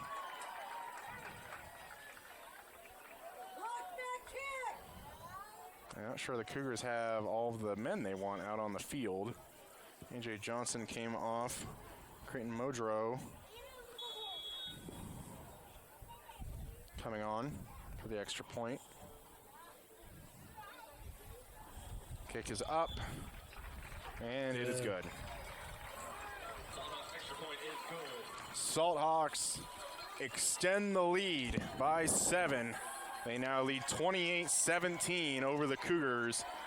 And we have 39 seconds left in the third quarter, and a big cheer coming from the Salthawk faithful. Now that was a major turnaround. The Salina South Cougars were headed in to score. They don't score. The Salthawks come down and score. Salthawks go 93 yards. Again, the huge run by McEwen and the, I don't know, does Q Hill look like a track star athlete out there? I think he, I'm going to guess he should go out for track. Especially the way he ran it down. He ran down McEwen.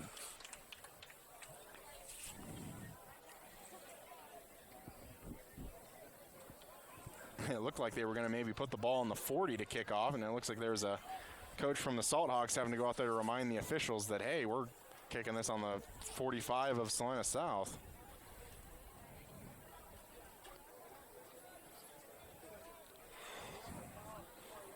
Can they hit the bell on the north end zone? That's all I care about.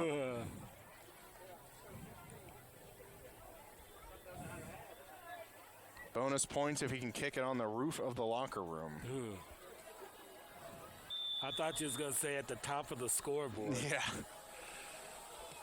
And boots it, will be out the end zone, and I think the kick is good. Look from our angle.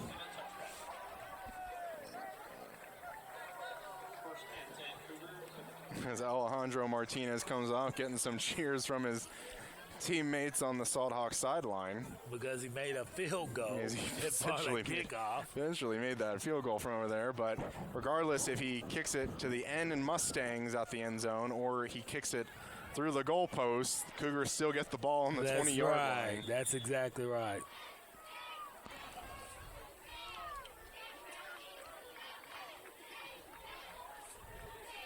First and 10 Cougars.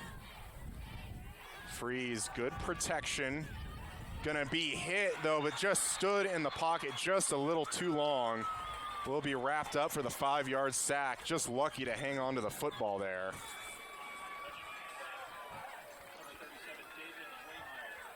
He had good protection, but I just feel like you can't hold it for that long. No, you can't. Yeah, but I really didn't see anyone that was really open, though, neither. And that's probably going to be the final play of the third quarter as Cougars let the final 5 seconds tick off the clock. We'll flip the field, and we'll be back with the final quarter of play. Salthawks lead 28-17. We'll be back right after this. Papa John's is proud to provide this week's meal to the hardworking Friday night football crew at Community Access Television. While watching the big game, don't forget to order your freshly made pizza at papajohns.com.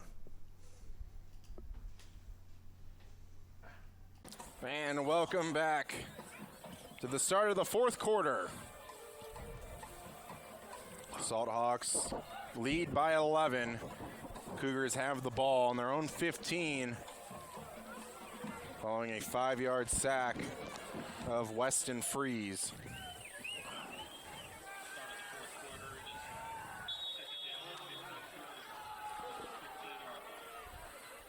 John McDaniel at the bottom of your screen. They're going to swing this out to Owen Bully. Yeah, some good blocks, but just not enough to get maybe some of the yards you need to get the ball back to the original line of scrimmage. And that'll bring up 3rd and 10.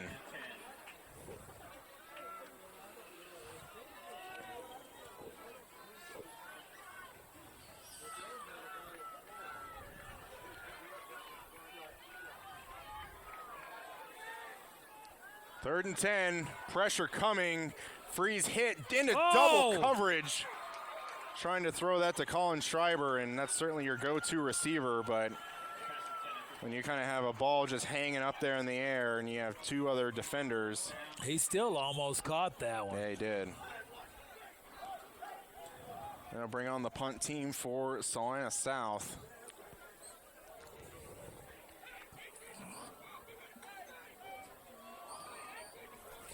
Well, as long as you line up quick, they might try and go back to that drop, the punt, and then run for 15-yard first down. Maybe they could try that one again. Well, they got a different punter no, back they there. do. Yeah, Brant Cox. I think he was Not injured. in there. Yeah, not in there. That was Caden Budke with a nice punt. Bounce on the other side of the 50-yard line. This one's going to be fielded, though, by Peterson. Flags come Flag, through. all kinds of flags. Maybe a block in the back. Usually see those on punt returns. 2 flags thrown by officials at the same time.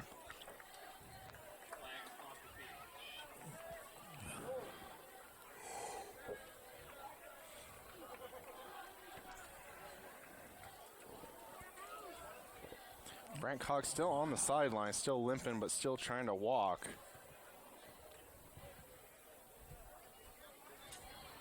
As that was a quick 3-and-out by the Cougars. After the change of possession, we have a block in the back. On the receiving team, 10-yard penalty for the spot of the foul. First down. And the block in the back is the call. Back the Salthawks up. Another 10 yards from when that foul occurred. First and 10 Salthawks from their 39-yard line. And Salthawks did at the very beginning of the game, but Salthawks have a grand opportunity to just milk a lot of clock here. Yeah. Up 11. Or score again and put it away. Thompson going to throw on first down, going to try and find Peterson. Comes down with it, but out of bounds. Nice catch there, but clearly on the white of the sideline. Are you surprised at the first down passing call here, how your offense has run all night?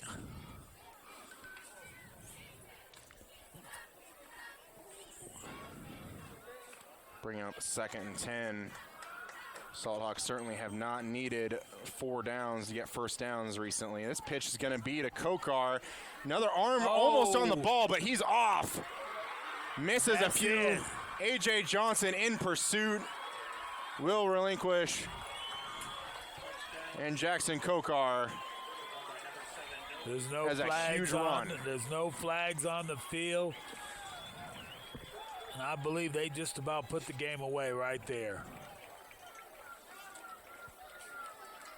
Cougars will need 3 scores. I think maybe not just necessarily the run, but the most impressive part of that was Kokar holding on to the ball around the line of scrimmage. Cougar got a hand in there on the ball, but not able to jar it loose. Then he seems as though he turned on the jets.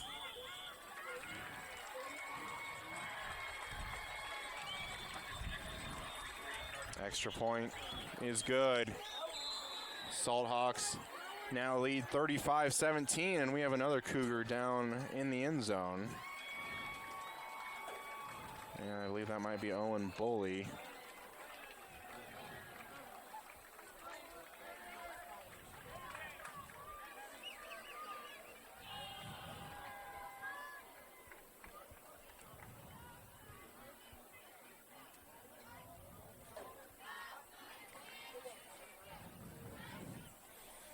Cougars down 18. 10 minutes, 58 seconds left in the ball game.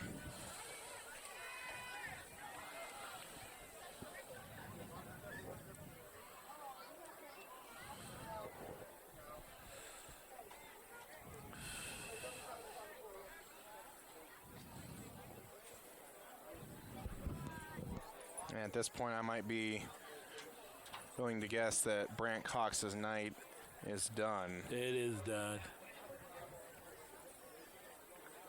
I would say maybe if this game was a little bit closer in reach, if he could go, you may let him. But at this point, I'm not sure if it is worth the risk. Owen Bully kind of off on the sideline. The Salina South Cougars let this game get away from them. Kickoff to Jackson Hayes. Has some running room up the middle. And will be down on the 36-yard line. Jackson Hayes. First and 10 Cougars.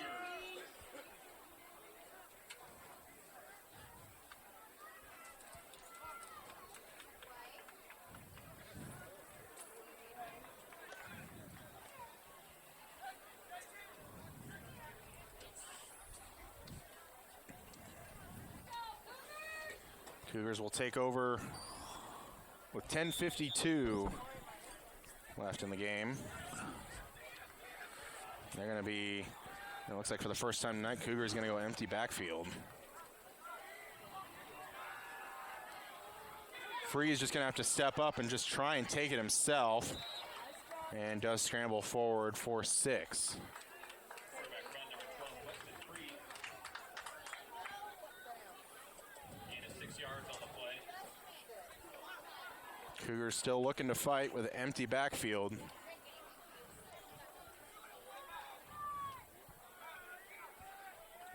Going to swing out Jackson Hayes and will step out of bounds. And if he doesn't step out of bounds there, he just made a cut. Yeah. And would have had some more yards, but ran out of real estate. Screen pass. Jackson Hayes. You know a thing or two about real estate, don't you, Charles? I do. Yeah. It's a 3rd down and 1. 3rd and 1, still going to go empty. And Free's going to be in trouble, trying to escape, throws it. That's going to be out of bounds. Maybe was looking for Jackson Hayes, maybe was looking for Davidson. If you asked him, he could probably say I was looking for both of them. But I don't mind the call on 3rd and 1. Now you have a 4th down to try and pick this up. Well, it looks like they are going to stay empty yet again.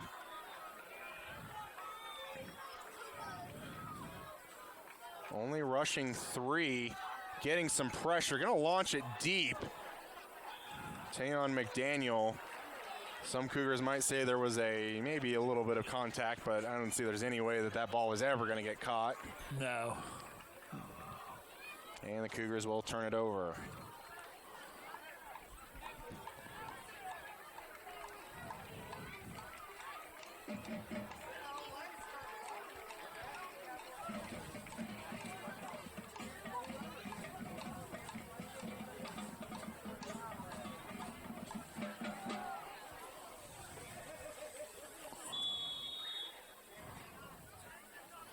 Ten minutes, 6 seconds left. 18-point lead for the Salthawks.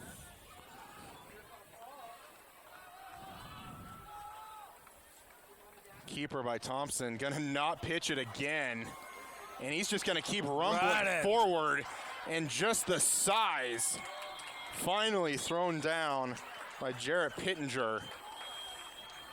But I feel like one of the 11 Cougars on defense had a shot at him. Jarrett Pittenger, the one finally to swing him down. Wow, he just marched that down, and you know what they know that he's not going to pitch. He hasn't pitched all night. Why do you even go for the fake like he's going to pitch it back? You almost want to, but then you also don't want to be the defender who goes after the quarterback when he does pitch it and then leave the running back all by himself. This is true. And it's going to be McEwen, and we'll go forward for 5. 5-yard run by number 28, Alex McEwen. 2nd down and 5.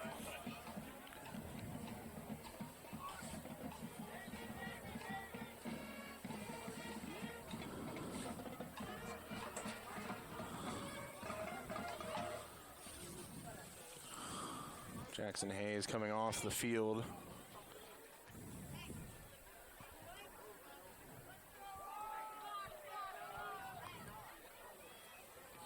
Six on the play clock. That's going to be a keeper by Thompson again.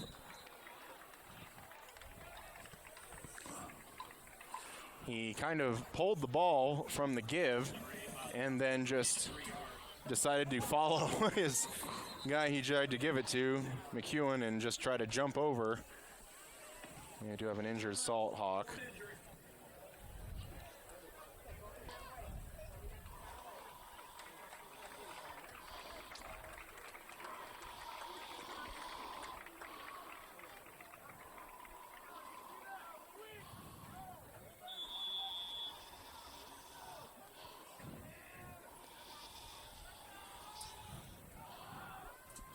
Third and 2. Clock continues to run, 15 on the play clock. Salina South Cougars haven't scored since halftime, huh? That's true. They've been shut out in the second half after that field goal gave them the lead. And McEwen, it just seemed like Gio McCall was hanging on for dear life. Seemed like he was water skiing there for a sec, trying to hang on to McEwen.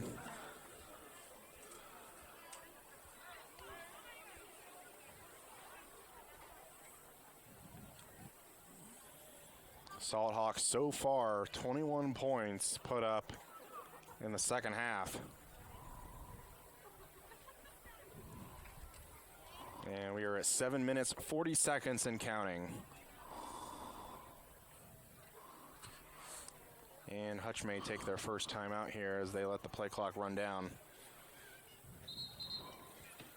And they do that at 7 minutes, 29 seconds.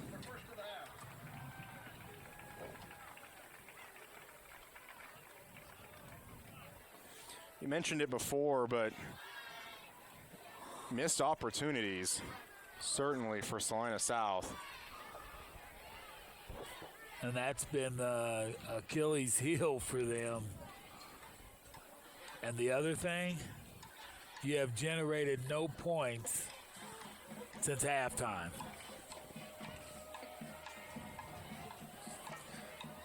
And certainly when you talk about missed opportunities, you can really certainly point to either half for those missed opportunities. You could even say, you know, certainly the dropped pass in the end zone and a few other drops by Colin Schreiber. You could mention the not able to get the ball into the end zone before halftime and settling for the field goal. But the field goal gave them a lead, so it still came out with a positive. Certainly did.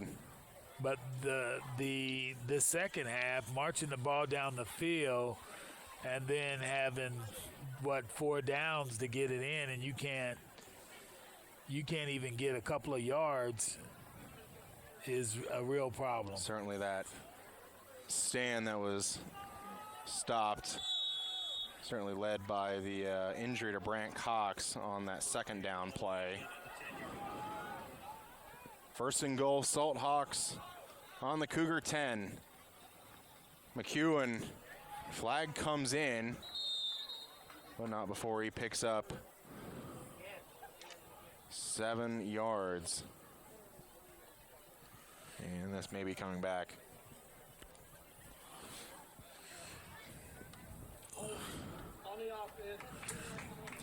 Shea Lafort coming in now for Gio McCall of the Cougars. Call is holding.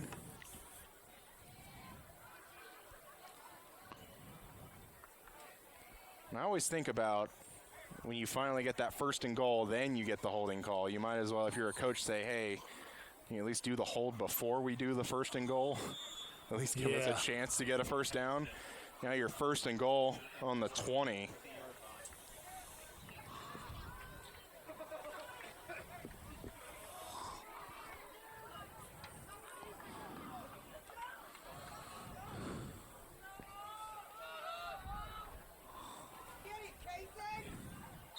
It's going to be a run now by Jalen Barlow. And he'll pick up 3.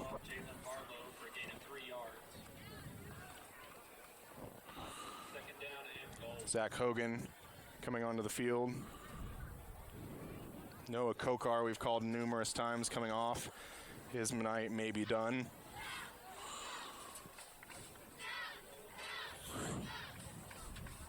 And even if you're Hutch, you may just take this. I mean, you're under 6 minutes, 30 seconds left.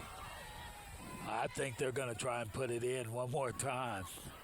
Certainly, but you'd certainly want to try and run as much clock. Another non-pitch by Thompson, and he's just going to scramble into the end zone. One missed tackle leads to an easy run the rest of the way. And Thompson puts it in again.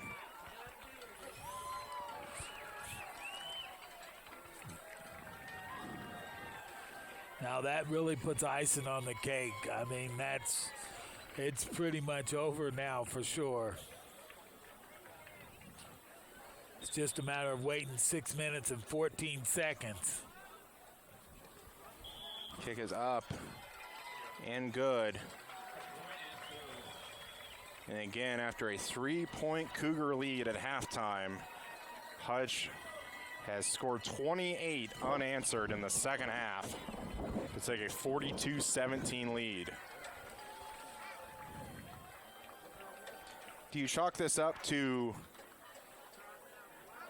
maybe South letting off the gas a little bit, or do you maybe accumulate that to Hutch just finally waking up a little bit in the second half? I'd say a little bit of both. And I think that the injury to Brent Cox hurt him pretty bad when they were down in the red zone. Brent Cox still trying to walk on the sideline. Do have it appears his left shin or so is iced or wrapped.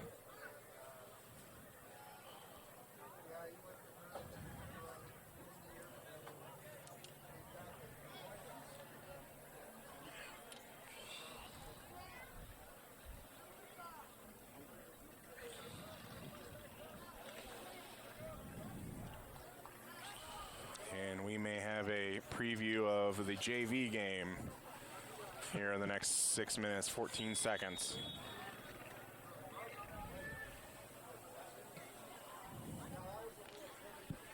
Kick bounces at the 10, rolls into the end zone for the touchback.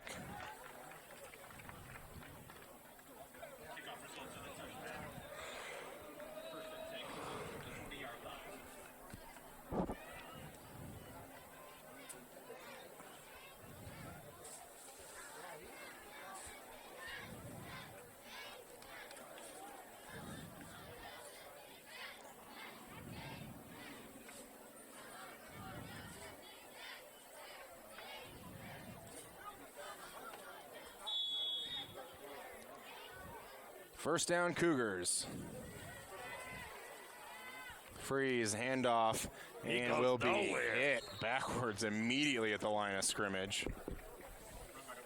That's going to be Owen Koulis. Felt like he hit a brick wall there as he just went straight backwards. Backwards. And he didn't go any more. He'll throw on second down, throw almost picked off, trying to find Zachary Davidson. But Nolan Cunningham almost took it, and A.J. Parker did and almost ran the opposite way. Yeah. I should say A.J. Johnson.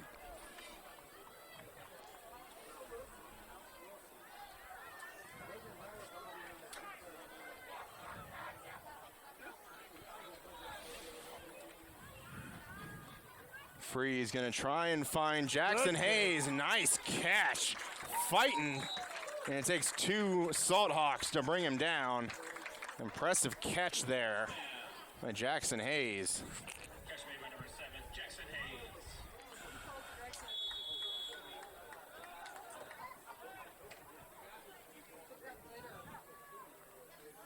And now Hayes will go in motion. They're going to swing it out to him. Gets one block from Davidson, gets by another's, tries to spin it up, and will pick up 8 yards.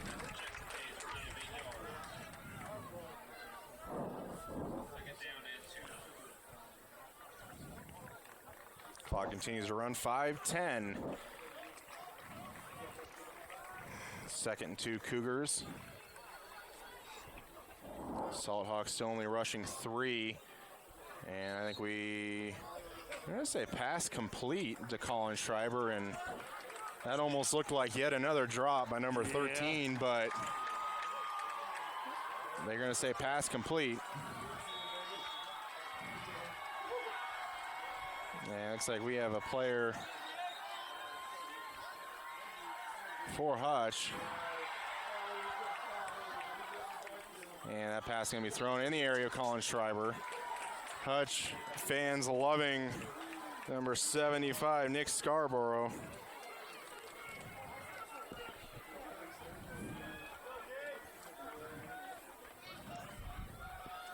Four minutes, 44 seconds.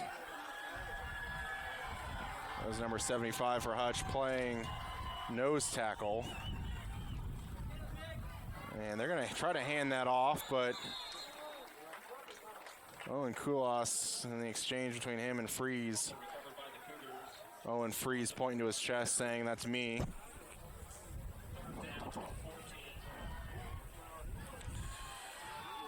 Third and 14 now for the Cougars. Tayon McDaniel inside receiver. Bottom of your screen. Freeze gonna look that way. Gonna look, trying to find Cutter Copes, and I don't know if he was just trying to one-hand that, or what He he pushed just off a little bit got. too. I just feel like you gotta reorient yourself. That could have been very easily offensive pass interference. I didn't see too much of the push, I suppose, but if Copes catches that, he's jogging into the end zone. Oh, yeah, if he catches it, it's touchdown Cougars. 4th and 14. Maybe the last play for the Cougars on offense. Freeze trying to throw. Colin Schreiber, nice catch for the first down. Did have Kinzer Newquist fighting with him, but you would probably prefer him to drop that pass at this point in the game and make some of the other key catches he missed earlier. Freeze launching end zone. Jackson Hayes and hits him Drops it. in the place it really should be thrown at. Or the place you really should catch it. And really, I don't want to say how much. I mean, I'm not a quarterback, but I feel like you have those numerous passes that Freeze is putting on the mark that are being dropped, and it can't feel great. You know, when you're putting it on the mark, Freeze going to launch for Schreiber. Had his hands on it, but incomplete.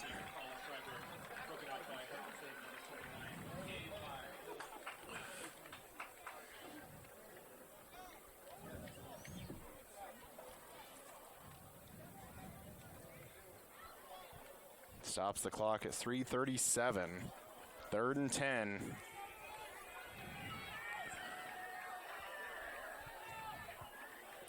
Salthawks going to bring pressure. Freeze just trying to get out of there. There's going to be a hold on Gio McCall, but they're going to launch this into the end zone. And no call deep into the field, but certainly number 75 for the Cougars is going to be hit with a holding call here. Yep. I saw that from up here. Freeze was trying to run away, and Gio McCall was just holding his man as Freeze ran away.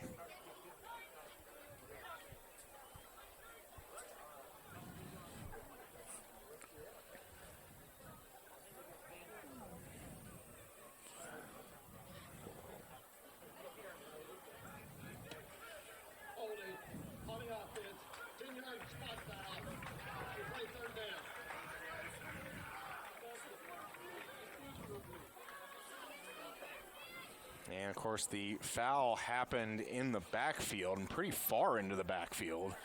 So that's going to make this a massive 3rd down as they are back now in their own territory. They have to reach the 23-yard line for a 1st down. And then Freeze going to launch it. And that one's going to be intercepted by number 17 of the Salthawks. Few men missing. Colin Schreiber missing. And he may still cutting up inside, finally taken down by Gio McCall. If he cut that maybe to the outside, wide side of the field, he may have been gone. But the interception is made. First and 10, Hutchinson. And really at that point, really wasn't much else you can do than just try and take shots down the field. Looks like the Cougar stands are starting to empty, huh? With the score 42-17. I don't know if you've heard this before, Charles, but there's always, you know what, never mind. Okay.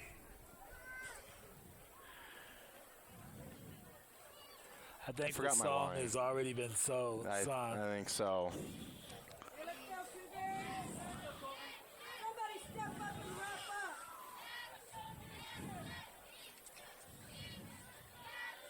up. And we may have a mixture of starters and second string players there. Thompson's still in there, going to keep it.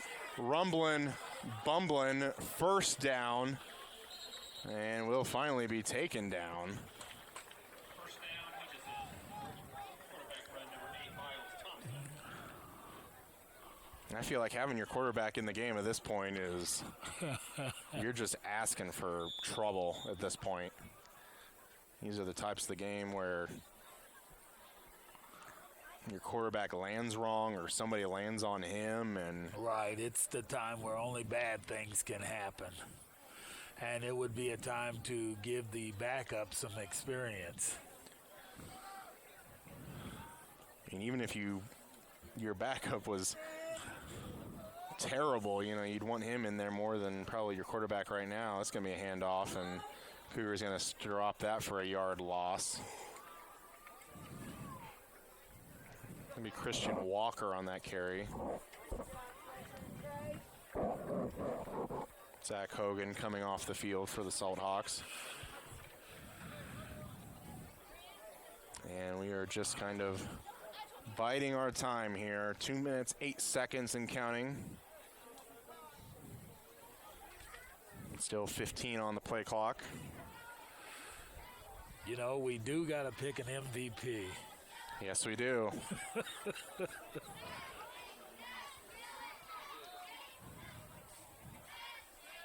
Man, a flag comes down after snap. May have like an illegal motion. May had a player moving that shouldn't have been moving. Christian Walker only gets 2, however, but this seems to be it's going to be on Salthawks.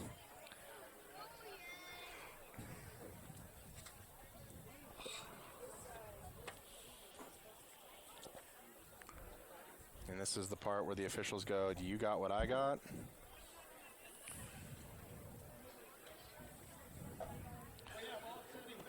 Legal formation, 5 men in the backfield on the offense. We have personal foul, face mask on the defense. Those penalties offset. We play second down. A couple offsetting penalties will have us replay the down, and just allows the Salthawks to get another down and burn some more clock. Salthawks can certainly probably take a victory formation here, assuming Cougars decide to not take any timeouts, as they still have all 3. Snap the ball with 1 on the play clock. And several Cougars, Probably got back to the line of scrimmage, and that's all. including Trey Berlin, wrestles down. Oh, maybe looks like he got a yard, huh? Brings up third down and And really, they only need to snap it one more time, and we have a flag. Probably some words being said here. Unsportsmanlike conduct penalty, and really, it sounds like their guys are jaunting at their own guys. And this may be on maybe Jarrett Pittenger, maybe?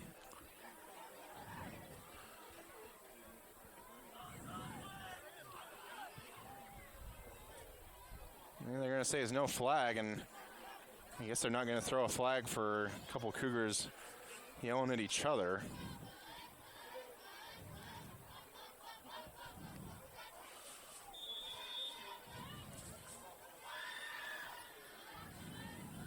3rd and 9, Salthawks. I would call this the perhaps final play of the game. As the play clock or the game clock is now under 40, and we have another flag here. And this is going to be taken down by A.J. Johnson. Takes down Walker. And clock will stop at 30 seconds. More flags on the play.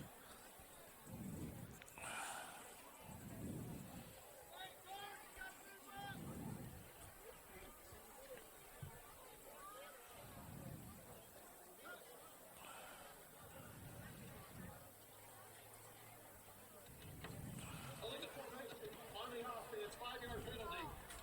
Play second down. Well, if anything, the officials are still treating this as a close game. Another illegal formation on the Salthawks. Saw a few of those on the South offense the first half of this game. But certainly, storyline of the game, 28 points unanswered in the second half by the Salthawks. And if you're Sam Sellers, can you just end this already? Yeah. Going to be 3rd down. Salina South selecting to run the clock. And I guess they could have elected to stop the clock on a penalty by the offense, but certainly have no reason to stop it at this point. And it looks like they may still have to run a play here. You certainly expect just a knee down as they are currently in victory formation. And with that Miles Thompson knee, it'll take off the final 5 seconds of the game. Salthawks win this 42-17 over the Cougars. And we'll be back with post-game right after this.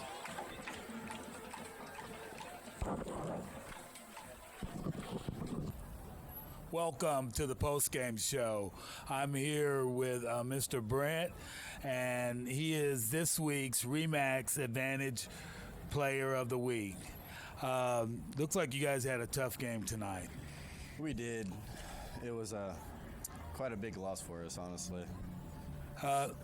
One thing that I noticed, though, is like near the end of the game when you went out and you guys were about to score, I think that was a big momentum changer right then.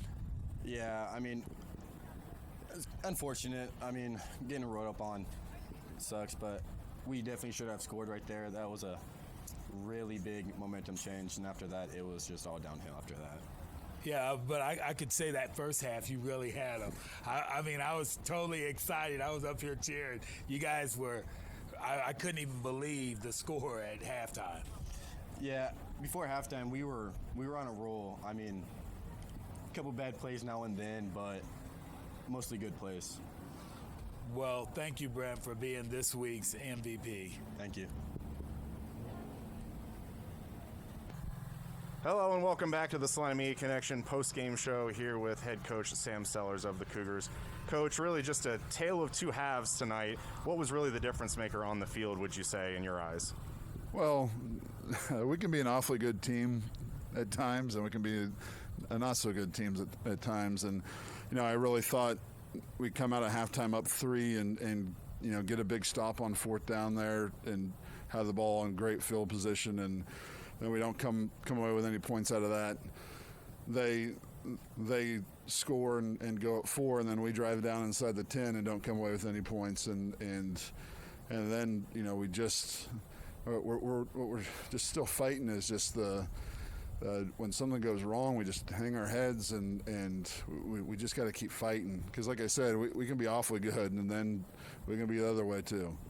You mentioned kind of that stop you guys had inside the inside, like around the 10-yard line. You lost Brant Cox. How important is he to this team?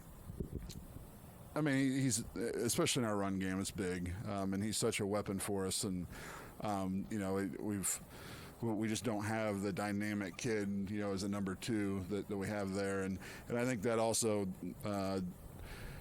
goes into the head hanging thing. I think when they see Brant's out, then, it's kind of like, what are we going to do thing. And we just got to keep fighting. You mentioned some of the good times. I mean, I saw some pretty good bright spots. I want to talk about Q Hill tracking down the running back. You have Tayon McDaniel had a great touchdown pass or touchdown catch. You also had AJ Johnson with that incredible interception that I saw you just for going crazy about. What does it take to get all of those parts together in the next two games?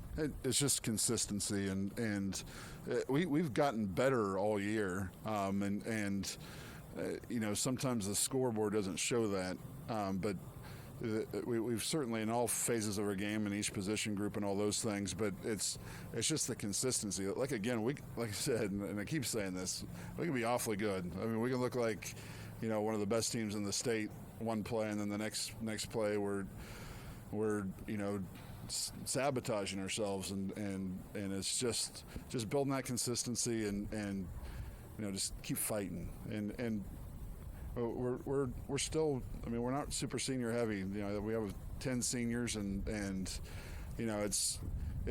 we're still having to rely on a lot of young kids for leadership, and when you do that, it makes those tough times hard, because they're not used to the resiliency and fighting through things, but again, there's so much positive. It's just if we can find a way to eliminate the negative and get things on a roll there, and that's what we've kind of shown this year. We're just a big momentum team, and that's what the third quarter. If we get a score there to go up 10, and we're feeling great about ourselves, then I'd like to think that the score would be very different at the end of the game.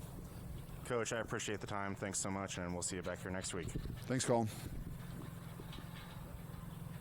Come watch your favorite team and earn points with our new Blazing Rewards program, only at Buffalo Wild Wings. Wings, beer, sports. Hi, I'm Nathan Wilcom, manager at the Longhorn Steakhouse here in Salina, Kansas. We are proud supporters of our local high school sports team and our community. I'd like to invite you to join us for a great meal at Longhorn Steakhouse. We are open Sunday through Thursday, 11 a.m. to 10 p.m., and Friday and Saturday from 11 a.m. to 11 p.m. We hope to see you at our restaurant, and when you do, ask for me or our managing partner, Sarah Grimes. We'd love to say hello. Papa John's is proud to provide this week's meal to the hardworking Friday night football crew at Community Access Television. While watching the big game, don't forget to order your freshly made pizza at papajohns.com. At Domino's, they work hard to make it easy for you to earn free pizza. How hard? We probably don't have enough time to talk about all the ways they've invented for you to order, but we do have time to talk about the new ways you can earn Piece of the Pie rewards points towards free pizza. Now you can earn points when you place an order by phone or in store. That means you can earn points any way you order. If you would like to enroll, see Domino's.com/rewards or call Domino's.